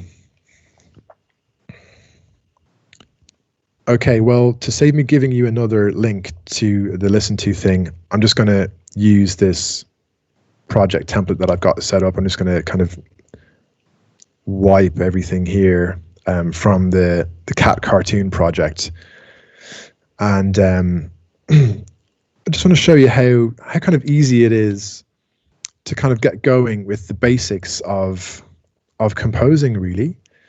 In a way that's just really fun. Hopefully you're going to see the value of this. I'm going to get rid of the video. I don't need that for now. I am going to change the ruler into measures and beats. And I can't stress enough how important it is to use the snap to grid function and to have the grid lines on when you're at least like starting out with composing, because if you don't have the snap to function on, it's just really messy. It gets very complicated. So to start off with, I'm just going to create a new track, and I'm going to hold Control, and I can draw a MIDI item. And Reaper is really cool because a track can change type. It can be a MIDI track, it can be an audio track. You don't have to worry about it. Pro Tools, you do have to worry about it, definitely.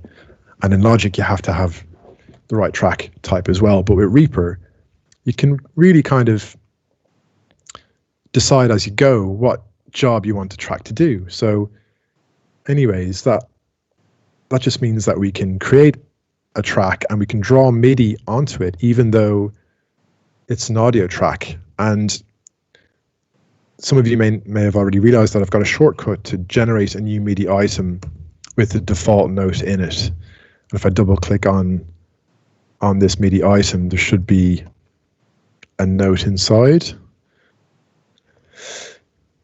But I'll just stick to the easy way. Hold Control, draw the item. And let's just maybe have it on 8 bars. So I want it to be an 8-bar item.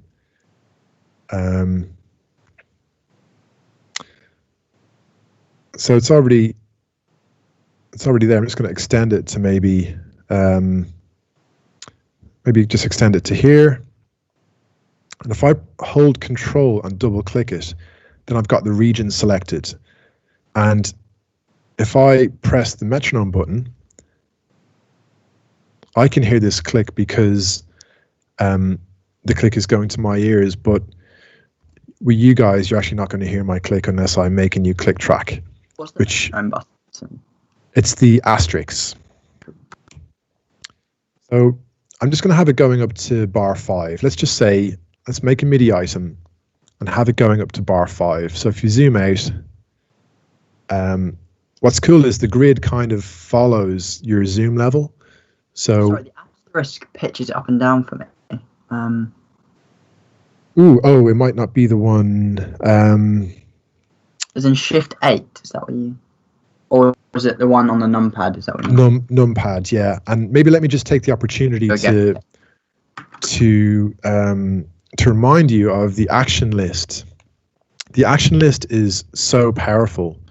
That's where you can find everything in there. So if anything is confusing you in terms of where do I get this option, usually by searching in here, if I search for click, these are all, wow, there's so many different options when it comes to the click, but there should be a shortcut assigned. Okay, let me just search the shortcut that I've got assigned. Find shortcut, press asterisk, toggle metronome. Okay, so they do call it metronome, sorry. So I should search for metronome. And these are all the options that correspond to the metronome. So it's really easy to kind of program your own little shortcuts if you want to. You just click on the action that you want and press add, and you can type in the button that you want to assign to that action. But the actions are just generally really handy to be able to search them, you know? Like, for example, if I want to generate a new MIDI item, I can type in MIDI new, and these are all the actions that I can use to do that, and they can all be assigned to different keys. So you can see I've got a custom action here that generates a new MIDI note from time selection. And if I edit this action, you can see custom actions that I've made are several actions combined. But you don't need to worry about that right now. All we're doing is drawing a new MIDI item, let's say 5 bars, and I'm pretty zoomed out here. So you can see it's snapping really nicely to the grid, and that is what makes MIDI fun. If we don't have the snap enabled, it becomes quite painful. So here's 5 bars of MIDI. Now let's add an instrument, shall we? If I go Alt B, this is my virtual keyboard, and because I've got no instrument on the track, it's not playing any noise, right? But if I add an instrument, and with Reaper, you can add instruments where the effects go, which is really cool because you don't have to kind of do it in a different way. Now let me add a guitar, let's say. 2 plugins that are free are Ample Guitar and Ample Bass. There's all sorts. There's even, you can use piano if you want to. You guys hear that? Well, you're probably in your own. You're probably doing this yourselves. Yeah, we can hear yours then. Cool. So I just want to set up a loop. I'm going to control double click the item to set the item, the loop. And I've got my metronome on, and when you have the virtual MIDI keyboard in focus, in other words, when this is on your screen as the topmost layer, the keys on your keyboard turn into the notes. So even if your mouse is somewhere else, you can just whack the keyboard and you get the sound. If you've not got it selected, like if you click on the project, the keys become the shortcuts again. So just be careful of that. I know some of you have MIDI keyboards, and I can talk about that maybe separately, like a little class for those who want to learn how to do arpeggios with the Akai LPK25, for example. A lot of fun. But I know that a lot of you don't have, so yeah, if I just press home, back to the start, what you just want to get comfortable doing is play the item looped with the metronome on, and try and punch the notes in time with the music, and just whack any old notes, but try and get them in time with the music. So 1, 2, 3, 4. I'm just going to do a very simple pattern, pressing a note every time I hear the four clicks. So 1, 2, 3, 4. I'm going to try get it on the 1. I'm just going to do a different note every time on the 1. And do you guys want to do the same? Oh, do you all have a virtual instrument? Because you don't have to have the guitar one. There's Spitfire Labs, beautiful piano sound. Does anyone not have any virtual instruments? If you don't have anything at all, if you type in synth, you get the Reasynth, which is, it's just a stock thing that comes with Reaper. Just to get something coming out. And of course you can add in like a reverb, and you get some really cool effects. So let's see if I can find my favorite free one is Valhalla Supermassive. It's mental, really, really cool. It's a reverb delay unit, and it's totally free. And it does some crazy stuff, and it's a great tool for sound design. So let's just play a note.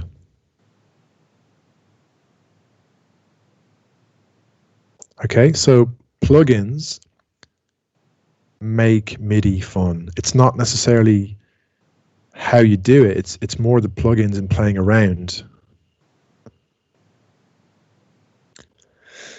Anyway, just see if you can record something in time with the click, and use your virtual MIDI keyboards, and then you can actually use the keys on your keyboard. Right, so they're my 4 notes. I'm going to try and record those. And to actually record, by the way, you have to press Control and OR. Now, you don't need the MIDI there at all. I just use the MIDI to create my region, you know, to show you how to actually draw, because some people prefer to draw the MIDI in like this. This is called piano roll. I like to play the MIDI in and then refine it in the piano roll. So I don't need the MIDI block there at all. I just do it to get the track into kind of MIDI mode. And once I'm ready, I just press Control or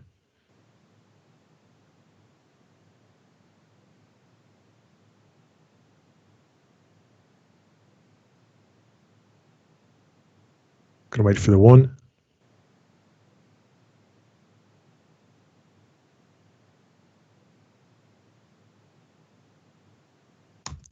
Okay.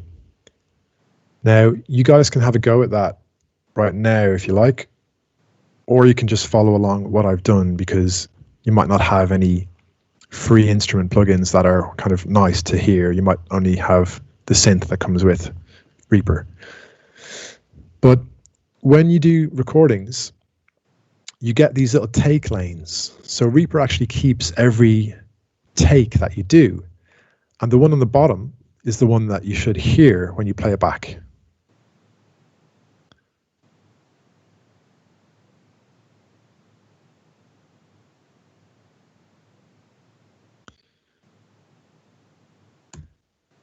Okay, fair enough. Let's do something else now. And I'm going to just do another track. And I'm going to, this time, add in, it's the Ample Bass. And these are both free plugins. How cool. Software is free, the plugins are free. What more could you want? So there's the bass, the Ample Bass. I'm just going to close. I don't need to have that open. I'm just going to unarm the first track. See this little arm button on the side? Otherwise, I'm going to record on 2 tracks, which I don't want. So I just want to record on the Ample Bass track.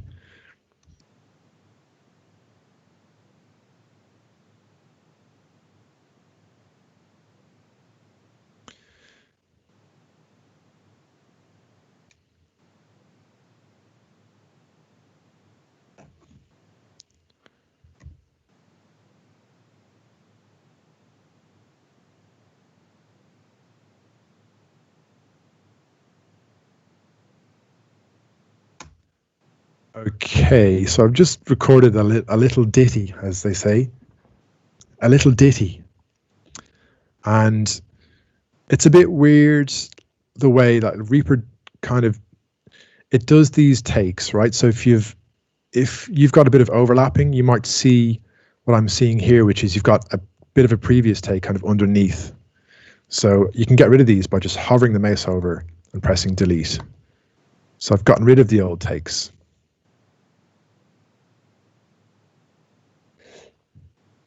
But it still does this split thing here.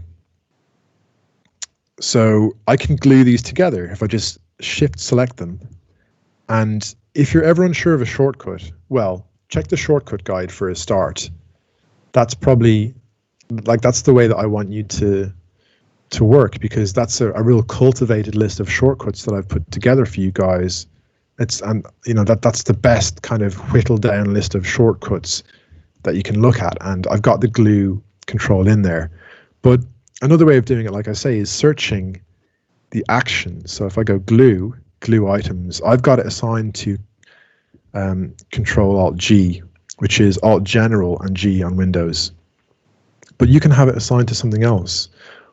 And you know what? The cool thing is that you can actually run actions from here. So even if you don't have them assigned to keyboard shortcuts, I can press run, and look, it's glued.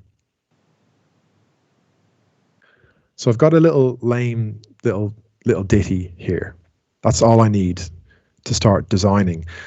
So you can really see that, you know, I'm not like a classically trained musician. I've got no real musical understanding other than just playing music in my life. But you can create something that's all right, But now we kind of come into our own as a sound designer. We can design, we can make it more interesting. And the first thing to note is it's not entirely in time. So if I double click on a MIDI item, you get into the piano roll. And like I say, you can write the notes in here, and it's not always going to play the note because the virtual instrument has a limited range. Okay. So below a certain amount, it stops playing. Oh, it's nice. Nice and low. It's nice to kind of stay close to the low register because that's where you get a lot of the kind of presence of the instruments. Now, well done for sticking so far. The goal now is to snap these items in perfect time. And to do that, it's quite straightforward. I go Control and A, just like you're in a word spreadsheet or whatever. And then what you can do is press Q, and it will quantize the items, meaning it will snap them to defined grid positions. And the grid position is defined by you pressing the grid resolution buttons. So in the piano roll, the numbers on the top of your keys, 1, 2, 3, 4, 5, 6, 7, these change the resolution of the grid. So what I do is I set the grid so that roughly there's a grid line near the start of every note. And then when I press Q, it snaps the MIDI items perfectly to the grid in the background. But if you don't do that properly, it's gonna kind of take your music out of time. So the trick is, with the piano roll, look at your MIDI notes and make sure that before you press Q to quantize, make sure that you're choosing a grid quantization that is correct for your notes. So you can see here, I've got the grid, and this is quite small, but if you look down the bottom, you can see I've got it on a quarter grid. And this is quite a nice resolution to use when you're starting off. It's not like a funky triplet or anything. It's just a straight quarter grid. And that is the 3 key. So 1 is 1 entire bar, 2 is a half bar, and 3 is a quarter bar straight. So if I press 3, the grid goes into this mode, quarter bar straight. Press Q, it goes in time. Okay, escape, next. It's already in a quarter, so I'm just going to press Q. And another thing I love about Reaper is that this quantize, it's non-destructive, so you can change your mind afterwards if it's not quite matched up to the right grid timing. Really cool. So you can change that afterwards, and you kind of end up with a very kind of rigid result. Like it's going to be perfectly in time, and it might not always be appropriate because no one plays a piano or any instrument perfectly in time. So instead of fully snapping the notes to the grid, you can change the strength. So it's only kind of 50% pulling them on to the grid. So that's really good for piano performances. You can bring it, you can kind of pull it closer to the grid lines, but you're not going 100% on the grid lines because that does kill the humanity of it.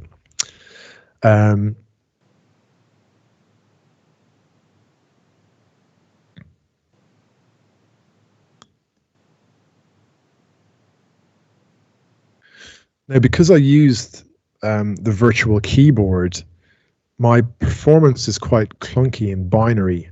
If I was using my MIDI keyboard, the notes would have gone in different velocities, but these are all just haphazardly slammed in at 100%. But I can choose a note and I can just drag it down, and it will give me a nice bit of dynamic in the playing. And usually you want the notes that are on the beat, you want a bit louder than the ones that are kind of between. So let's listen to that.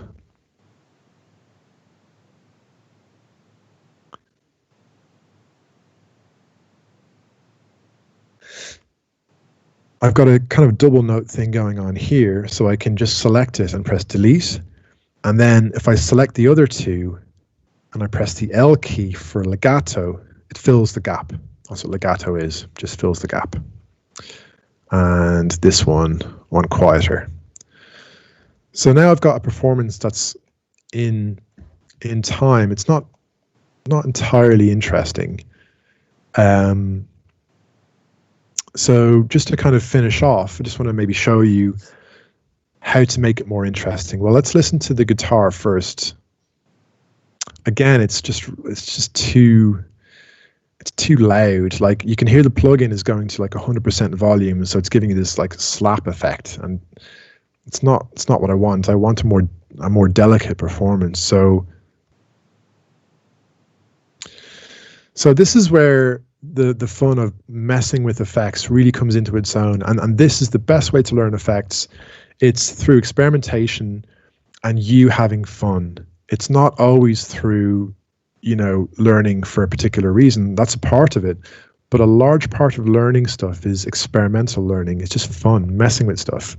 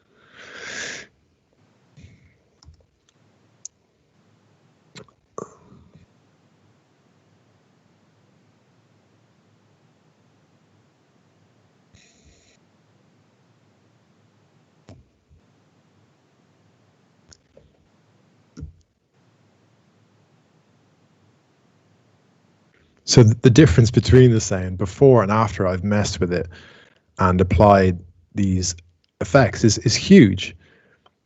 And by the way, if you have a particular effects chain that becomes like your signature sound, you can save that as an effect change, let's say like demo.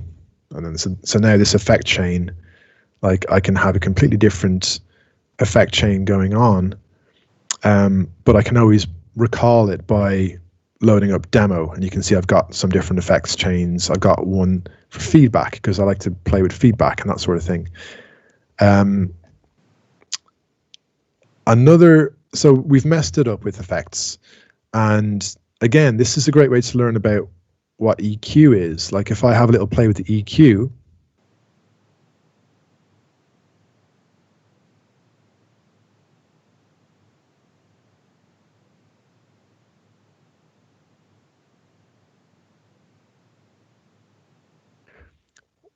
what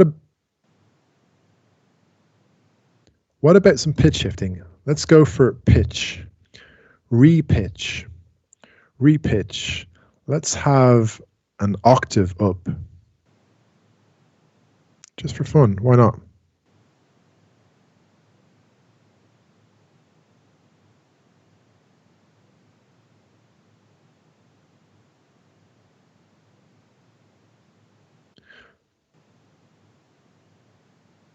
Now, the order of effects is important. So the repitch is coming after the reverb, and it's kind of sounding a bit lame. So I can just play with the order of things. Distortion after reverb, that's my kind of cliche. I love it. So yeah, let's try that again.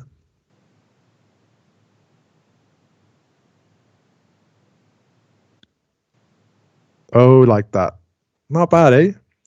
Not bad. Right, so I'm touching EQ 0.4 and I'm changing the frequency of EQ 0.4.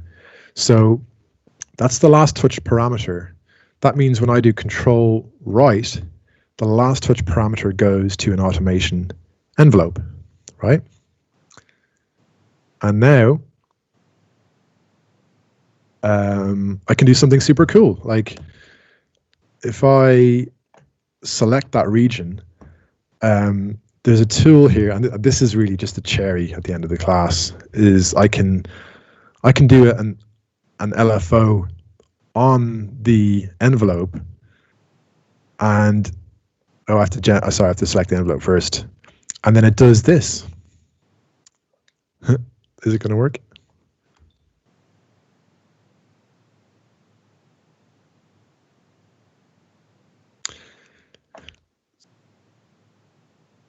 So keyframes can be completely creative and fun. They don't have to be boring tools just to smoothen dialogue. And there's, of course, we can do automation. So I can put Reaper into an automation mode. If I press Control F2, I can then move this point around.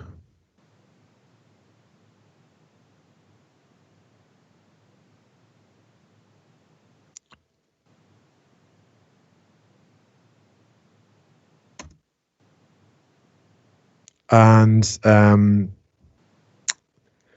see, if I go Control and left, it hides the thing that I've done, and I should be able to get it back by doing Control right again. Right, final thing, let me select the item. Okay, sorry. I'm going to do something fun just to finish off for those of you who are still here, which is I'm going to freeze it. So press the track and F will freeze the track. So it takes the MIDI and it freezes it to audio. And once it's frozen to audio, I can do something really cool. I can use my shortcut up, which is a reversing shortcut. Now you might not have this because I only set this in the last week or so. I think before up was like zoom in or something, whereas now if I press up, I had it set to a action called item reverse item to new take. So when I press up on a piece of audio, it reverses the item to a new take. That's why now I've got a new take underneath. So I've got the original audio is on top. So if I can't click it because when you do this thing to a new take, it locks the item. So I can't actually, I can't do anything with this now because it's locked. So the downside of this reversing thing is that I just have to unlock the item. But this is all good practice. If you get stuck, like just type in unlock. I should have a shortcut for that. Let me just search. What have I got you doing? Remove items from group. I don't know if I have unlock assigned to anything. So yeah, I can unlock it from the action list by just clicking item property unlock run, and it unlocks it that way if I don't have it assigned to anything. So now it should be reversed. Let's have a listen.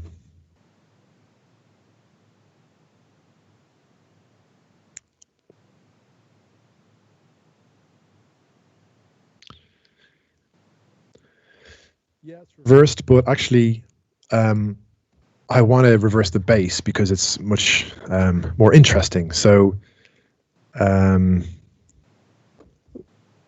me try that instead. I'll extend this.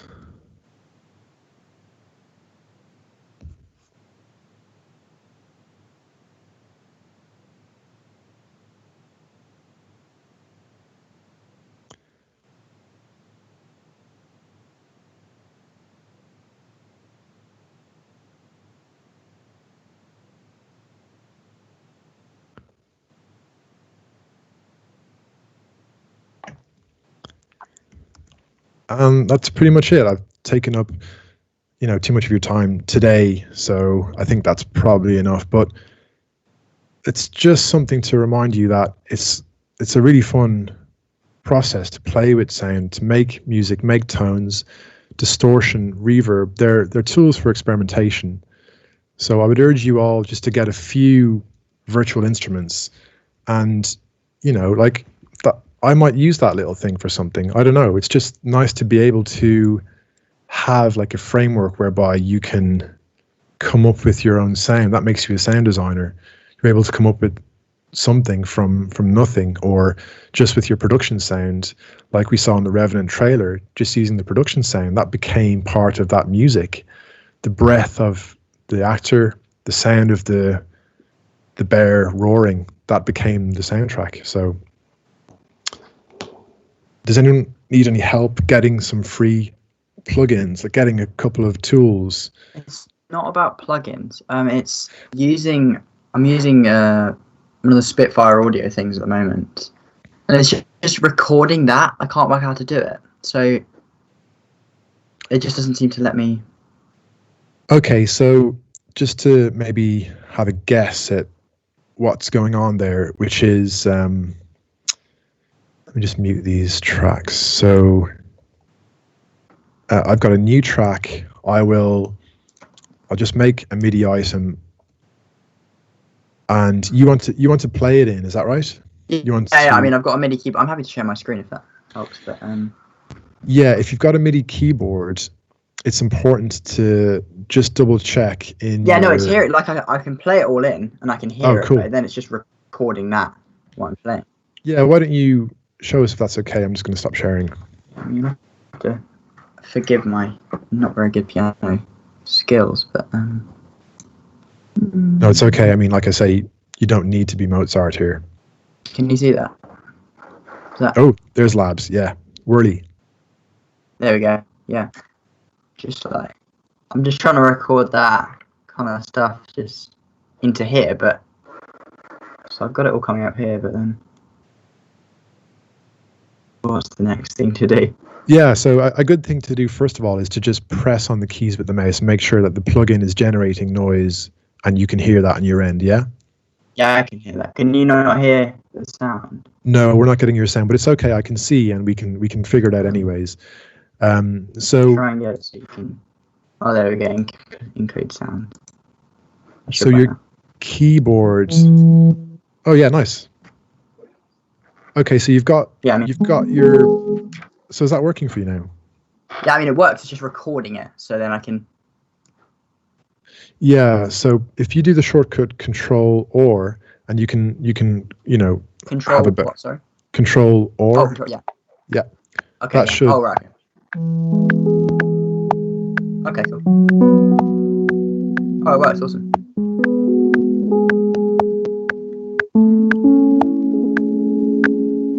And then. Nice playing, and we're getting your click as well, which is interesting. Could you hear my click? I couldn't. No.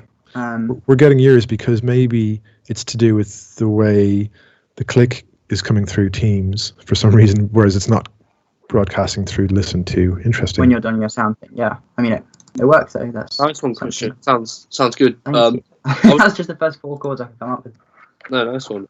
So when you say Control or, do you mean like just press Control and OR at the same time? Yeah. Sorry, Joe. It's because of my stupid Irish. It's my Irish accent. We say "or" like a seal does. Or Control R. Okay, gotcha. Not bad. Sorry. No. But you can change that. It doesn't have to be that shortcut. Like, I tend to make sounds in Ableton Live because I love Ableton Live, and I use a MIDI foot controller, and I've got one of the foot controller buttons just set to that record shortcut, so I can have my hands on my guitar or my little MIDI keyboard, and I don't have to use my hand to. Because as Christian, I'm sure knows, when you're doing shortcuts with your fingers to trigger a recording, then your hands have to go back on the instrument really quickly, and it's just silly. Like, you don't have to do it that way. You can spend 40 quid on a MIDI foot pedal, and you can assign those presses to do anything at all in Reaper, which can be a very complicated action. Like, if I just quickly show you my action list, I've got quite a few custom actions, and there are some that are quite complicated. I can do special loop recording, trying to kind of simulate what Ableton does, just with a single foot press does all of these different things. And this is why Reaper is so famous and popular, is because of the ability to make your own custom actions. You, the user, are able to design a workflow that's not possible in other software. It's just not. And I'm not saying Reaper is the be all and end all, but I can't do this stuff in Ableton. I use Ableton for other reasons that are unique to Ableton, but Reaper has actions, and it's the only DAW that has actions. So thanks for sharing, Christian. It's lovely to see someone on this group just busting out some MIDI. Yeah, I mean, I bought the keyboard a week ago, and I've not really played it very much, but it's just a bit of fun. Because I've got no idea how to play piano, but it's just... The great thing about having a MIDI keyboard is it takes the pressure of your pressing into account, because that, you know, as you can see with what I demoed, when I used the computer keys, there was no dynamic. It was just 100% volume, and the guitar sounded quite harsh. Whereas if I use the MIDI keyboard, it can play at all different velocities. There's like 127 different levels of loudness in a MIDI note. That's one thing. The other thing is that it's amazing for arpeggios, and arpeggio being a thing where you touch like three keys, like dun dun dun, and if you hold the three keys, it'll go da da da da da da da da da da da, which is the kind of sound that you hear in a lot of documentaries and that sort of thing. And lots of my music is made of arpeggios. So you can do that really easily with keyboards. But a little tip as well. I could press undo a million times here. But if I undo to before I turned it into audio, let me just show you something really, really cool that you might not know about Reaper. If you've got some notes punched in, let me just show you this, because this is super cool, and I'm just going to get rid of all these effects for now. I've got my effects accessible through the track view here, which is a nice little plugin. But you can add an arpeggiator. Reaper has its own arpeggiator. Is it gonna work?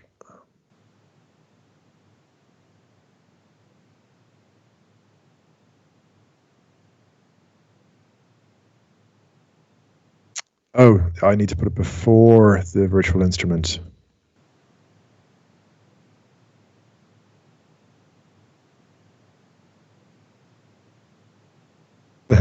Okay, so did you get that? Like, you can actually use a plug-in arpeggiator if you don't have a real keyboard.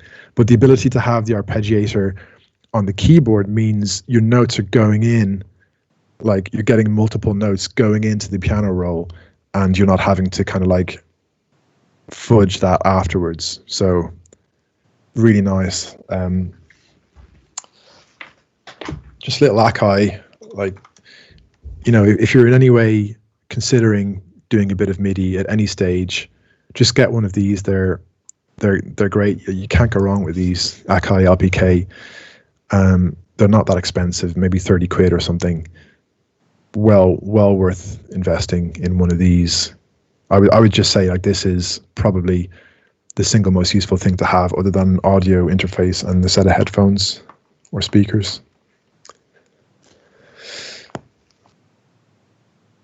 Hopefully you found that useful.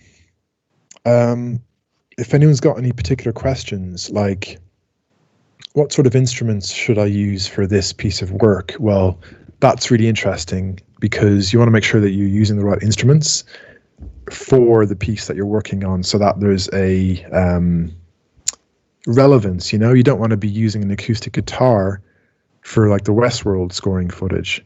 The acoustic guitar would work well for the cat cartoon, because cats and home is the same theme, and the acoustic guitar sounds like home, you know. But, you know, for Westworld, it's not really going to work. It's supposed to be a kind of dystopian kind of future environment, and the acoustic guitar doesn't reflect that world. You want to be using synthesizers and other free tools like the Viking and Tyrell. And the Sitala drum machine is really, really great as well, because, oh, I should probably say that you don't even need the Sitala. Within the Tyrell's free synthesizer, again, I'll just show you this as like a finishing thought. if I, instead of having a bass there, I add the Tyrrell. If you click on presets in the Tyrrell, there is a kick drum preset somewhere in here. Yeah.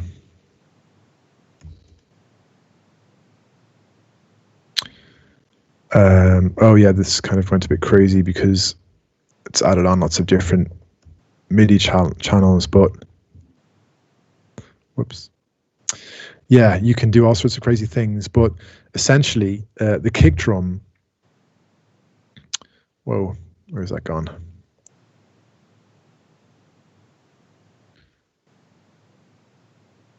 You can do a lot of stuff to that kick to make it sound quite crazy. You know, the first thing that comes to mind is like some sort of a ping pong delay, and then maybe some reverb, and you can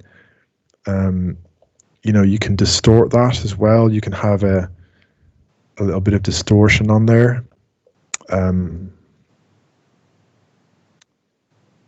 That's not so subtle. Maybe there's too much distortion on there, but you know, you can pitch shift it as well if you want to create something a bit lower. Sorry if that was a bit loud. Let's just bypass the distortion, and a bit of ping pong delay can be quite cool. What's the distortion plugin? It's like a bit like a bit crusher kind of thing, but the one that comes, I don't really use the stock ones, but there's a couple that come with Reaper, like a fuzz. This is kind of like a fuzz distortion, and okay, cool. It works perfectly well. It's just the interface isn't great with the stock Reaper stuff, but it's very lean on your CPU. There's an amazing free distortion plugin called Camel Crusher. That is the best distortion to use without, you know, spending money or getting it in other means. It's called Camel Crusher, and it's you know, it's pretty much industry standard distortion without spending money on something like Isotope Trash or FabFilter Saturn, which is what I use. So I'll just give you a link to that, and if there's anything that I can help with, like in terms of suggesting anything, let me know, and I'll happily just share stuff, you know, all day long. So that's a lovely free distortion, and I just want to say the Valhalla stuff is amazing. So Valhalla Supermassive, which is the plugin that I was using there just to mess around. Again, that's free. Ample Bass is the Ample Bass light ones are free, but the non-light versions are paid. But the light ones are great. That's what I was using just there. And, is there a way to? This might be specific to my keyboard that I've got, to like turn down like the, I don't know what the word, like the tolerance for velocity, so how hard you have to press it to get a level of feedback, if that makes sense? Because I feel like I'm having to push quite hard to get a feedback kind of thing. What, to trigger the note, is it? Yeah, basically this kind of. Yeah, that depends on the action of your keyboard. So that's the key bed itself determining where the how the information is sent. Yeah, so like a piano, there's two different types of key beds. There's the piano type that tries to recreate the feel of weighted piano keys, and then there's the synth type, which is no resistance. And there's pros and cons to each, but like if you like the piano feel, you're going to want kind of a weighted keys, but that actually is not preferred for people who do a lot of synthy stuff, because you want the note response to be quite fast. Yeah. So that's the thing. You can either have a weighted response to simulate keys, or just have a synthesizer instantaneous push response. Okay, all right. I mean, it's just kind of something that I have to get used to, but I really like some of the stuff on Spitfire Labs. Just some really cool like ambient swelling stuff, which sounds pretty cool. Yeah, all the kind of, or whatever they call it, glass winter kind of stuff is really good. If you want some free orchestral stuff, I'm just trying to get a link now. I know the BBC has a really good like orchestral thing you can download, a good plugin. Yeah, I'll get that as well. Yeah, here. What does it say? It says £49 or free, but just don't go for the £49 one. I mean, 49p. I think I can stomach it. Yeah, that's really good. Like, because that gives you a range of, like, you've got some woodwind and you've got some brass sections, and I think they have some timpani and orchestral stuff. It's really at the heart of instrumentation and MIDI and stuff, because orchestra instruments are able to give you a lot of different results that are very applicable to many different video environments that other instruments don't necessarily give you. Like, for example, the pizzicato violin, the finger plucked violin sounds, that's perfect for creating like a weird feeling. And I use that in the documentary that I worked on there. You just get sounds from orchestral instruments that are timeless, and they're so versatile. So that is a great starting point. And the next level from using that would be using, Native Instruments Contact with a orchestral sample library loaded in. But obviously you're going into the realm of spending money there, which we don't need to do. So yeah, no, that's really cool though. But I think some of the free stuff on Spitfire is really good. I've got this one called Arctic Swell, which is just, you just play a chord and it will just kind of grow into something big. Yeah, those ones are really nice, and it's really nice to have that, because we don't always feel like, kind of moving the sound manually ourselves, and that's where the time goes into, is to kind of create the sense of the sound moving and evolving as you play it. And if you want to do that, you either have to use keyframes to kind of change the nature of the sound, or you just use an effect that allows you to create motion within the instrument itself. And that's why I showed you Vital before, because Vital has the ability to, like, you can use ramp shapes in Vital to kind of modulate the sound that it's making. So so it's a good one to play with if you want to create sounds that are, like, I would use Vital not for like simple sounds, but for kind of sounds that are maybe changing in the background, giving a sense of motion, or it just makes it feel more dynamic. So if I were to add a Vital one after the Spitfire, would that work? So if I can have the sound being produced by Spitfire Labs and then here's the thing. Reaper allows you to have multiple virtual instruments on a track, but it's not what you would normally do. So you should only maybe have one virtual instrument track, one virtual instrument on a track at any given time.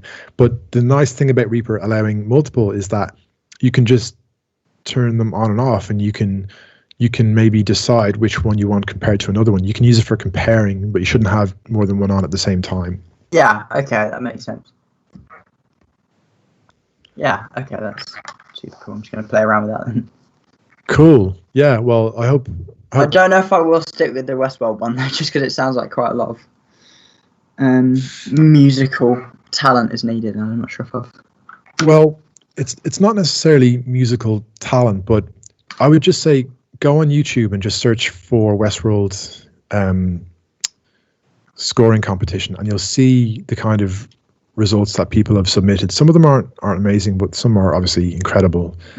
My friend got in the top 5, and his was just unbelievably good. It was way better than the one that won. The one that won is a bit lame, in my opinion, and there was a bit of an outrage about it, because the guy was actually known to the competition designers, and it was massive kind of... Oh, really?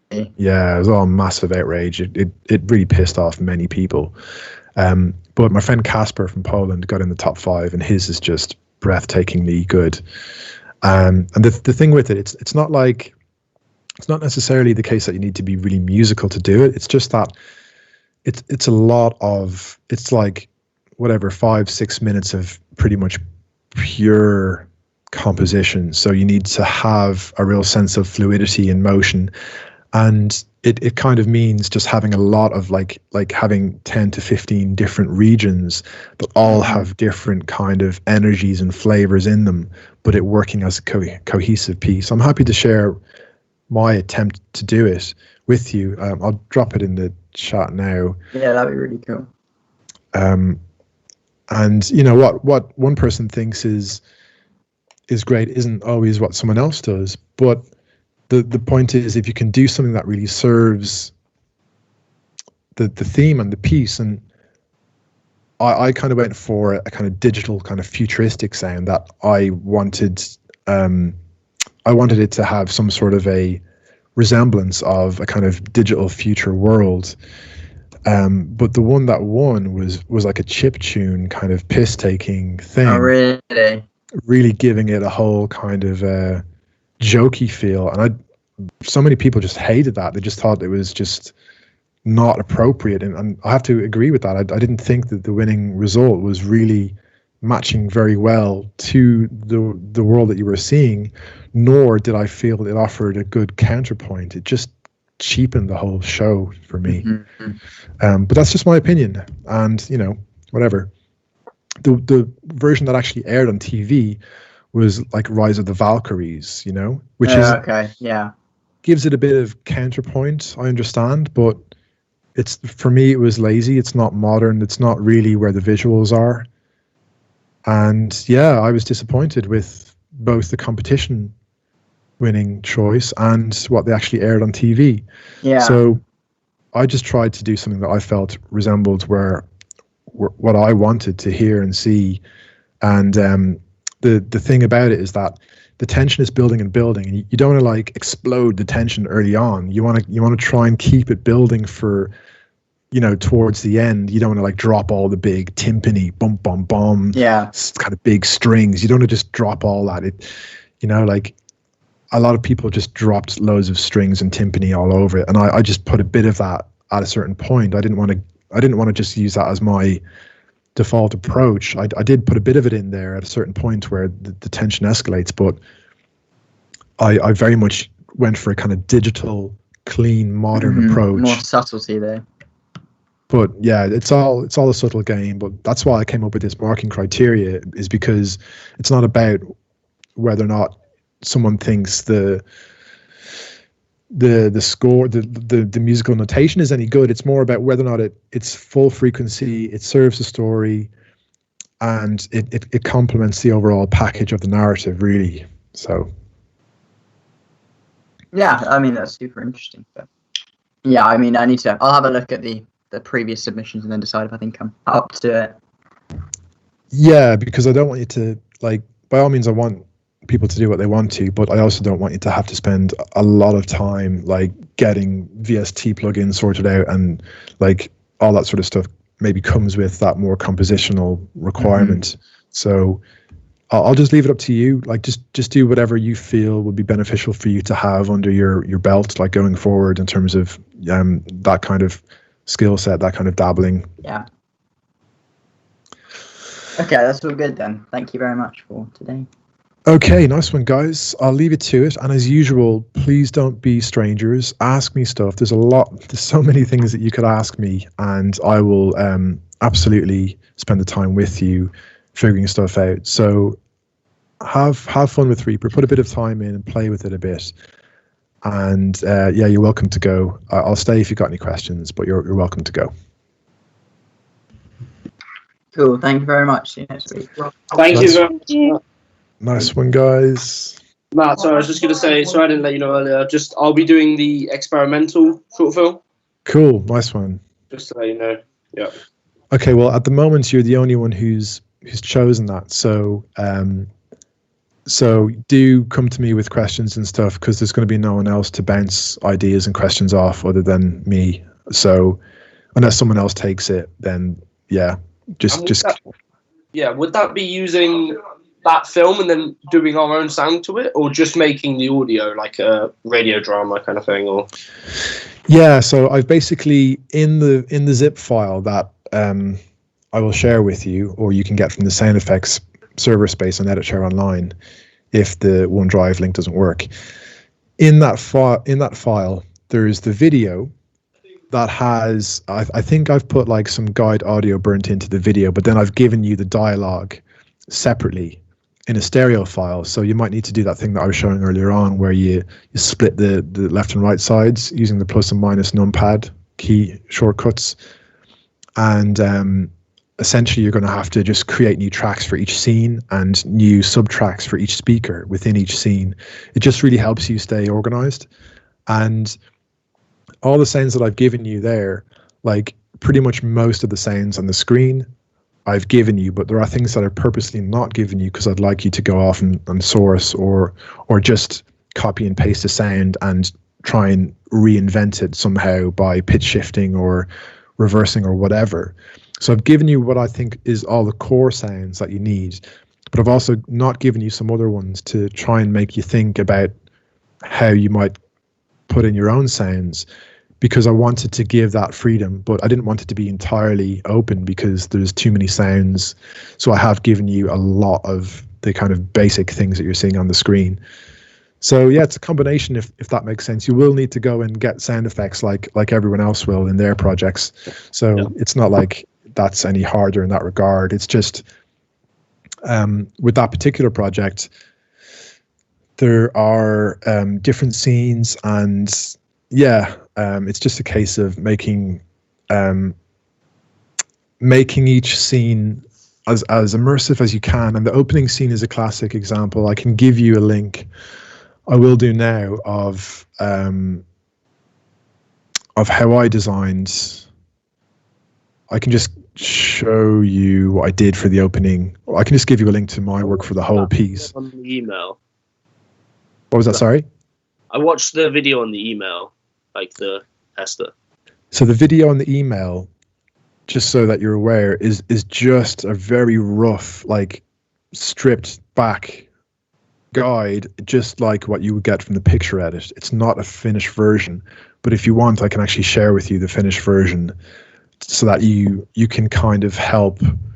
I'm not sure if I should do that, because the thing is that it'll give you ideas, but the more you look at it, the more it's going to like tunnel vision you. And I'm not saying that like that's because of you, but it would be the same for me. The more I look at a guide, sometimes it starts to like, because that's quite an experimental thing, the more you look at the guide, the more you might feel that you need to go for a particular approach that you're seeing in the guide, which is why I'm in two minds about doing it.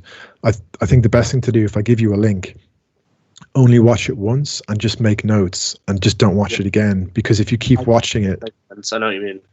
Yeah, are you happy to do that? Invade my own sort of perceptions of the idea and stuff. I get it. Yeah, and this particular one, more so than the other ones, I spent a huge amount of time on, and I don't expect you to be going to those lengths, which means there's quite a lot of details that I just don't expect to be in the finished version, especially where it comes to using convolution reverbs and kind of spatializing all the sounds, because I use Wave plugins for that. And you can use Reaper's reverb with an impulse response, and that would be great. If you can do that, that would be an amazing learning experience within you doing that work. So I'll help you do that sort of stuff. And I just think that if you're taking that particular project, you're going to need to, maybe more than the other people, just check with me that you're on the right path, because it's a very evenly spread demand of all the different areas, whereas the other ones are more maybe lopsided towards this or that.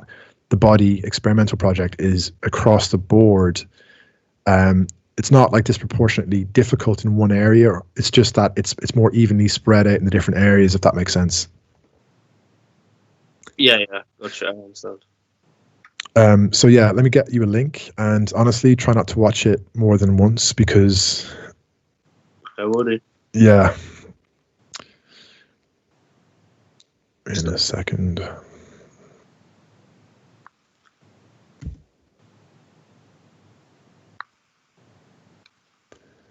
And again, it's a private thing because it's submitted to a couple of little festivals and stuff. So Keep it offline, yeah. please don't share it. Yeah. Keep it off online, yeah. And don't watch it until you're ready as well. Like, don't necessarily watch it today if you're not ready to take the notes. But it's just good to kind of know that, like, when you look at the opening scene with the files that I've given you and the guide track, you don't really get that sense for what it can become. It just looks a bit boring, it sounds a bit boring, but in the end result here, you can really hear that, like, I've taken the opening voices that are supposed to be in his head and I've made them kind of, reverberant. I've used reverb and I've just played with them a bit, and the footsteps, of course, are also echoey, and it's much richer than the kind of boring video, the rough cut version that I shared earlier. Okay. Cool. Thank you. So yeah, just let me know if you've got any questions or anything. Just send me screenshots, or we can get on a call and you can just share your screen, whatever works for you. Lovely stuff. Cool. Thanks for a good lesson. Cool. Nice one, Joey. Have a good one. Good Wednesday. Yeah, you too. Cheers. Take it easy. Nice one. Bye.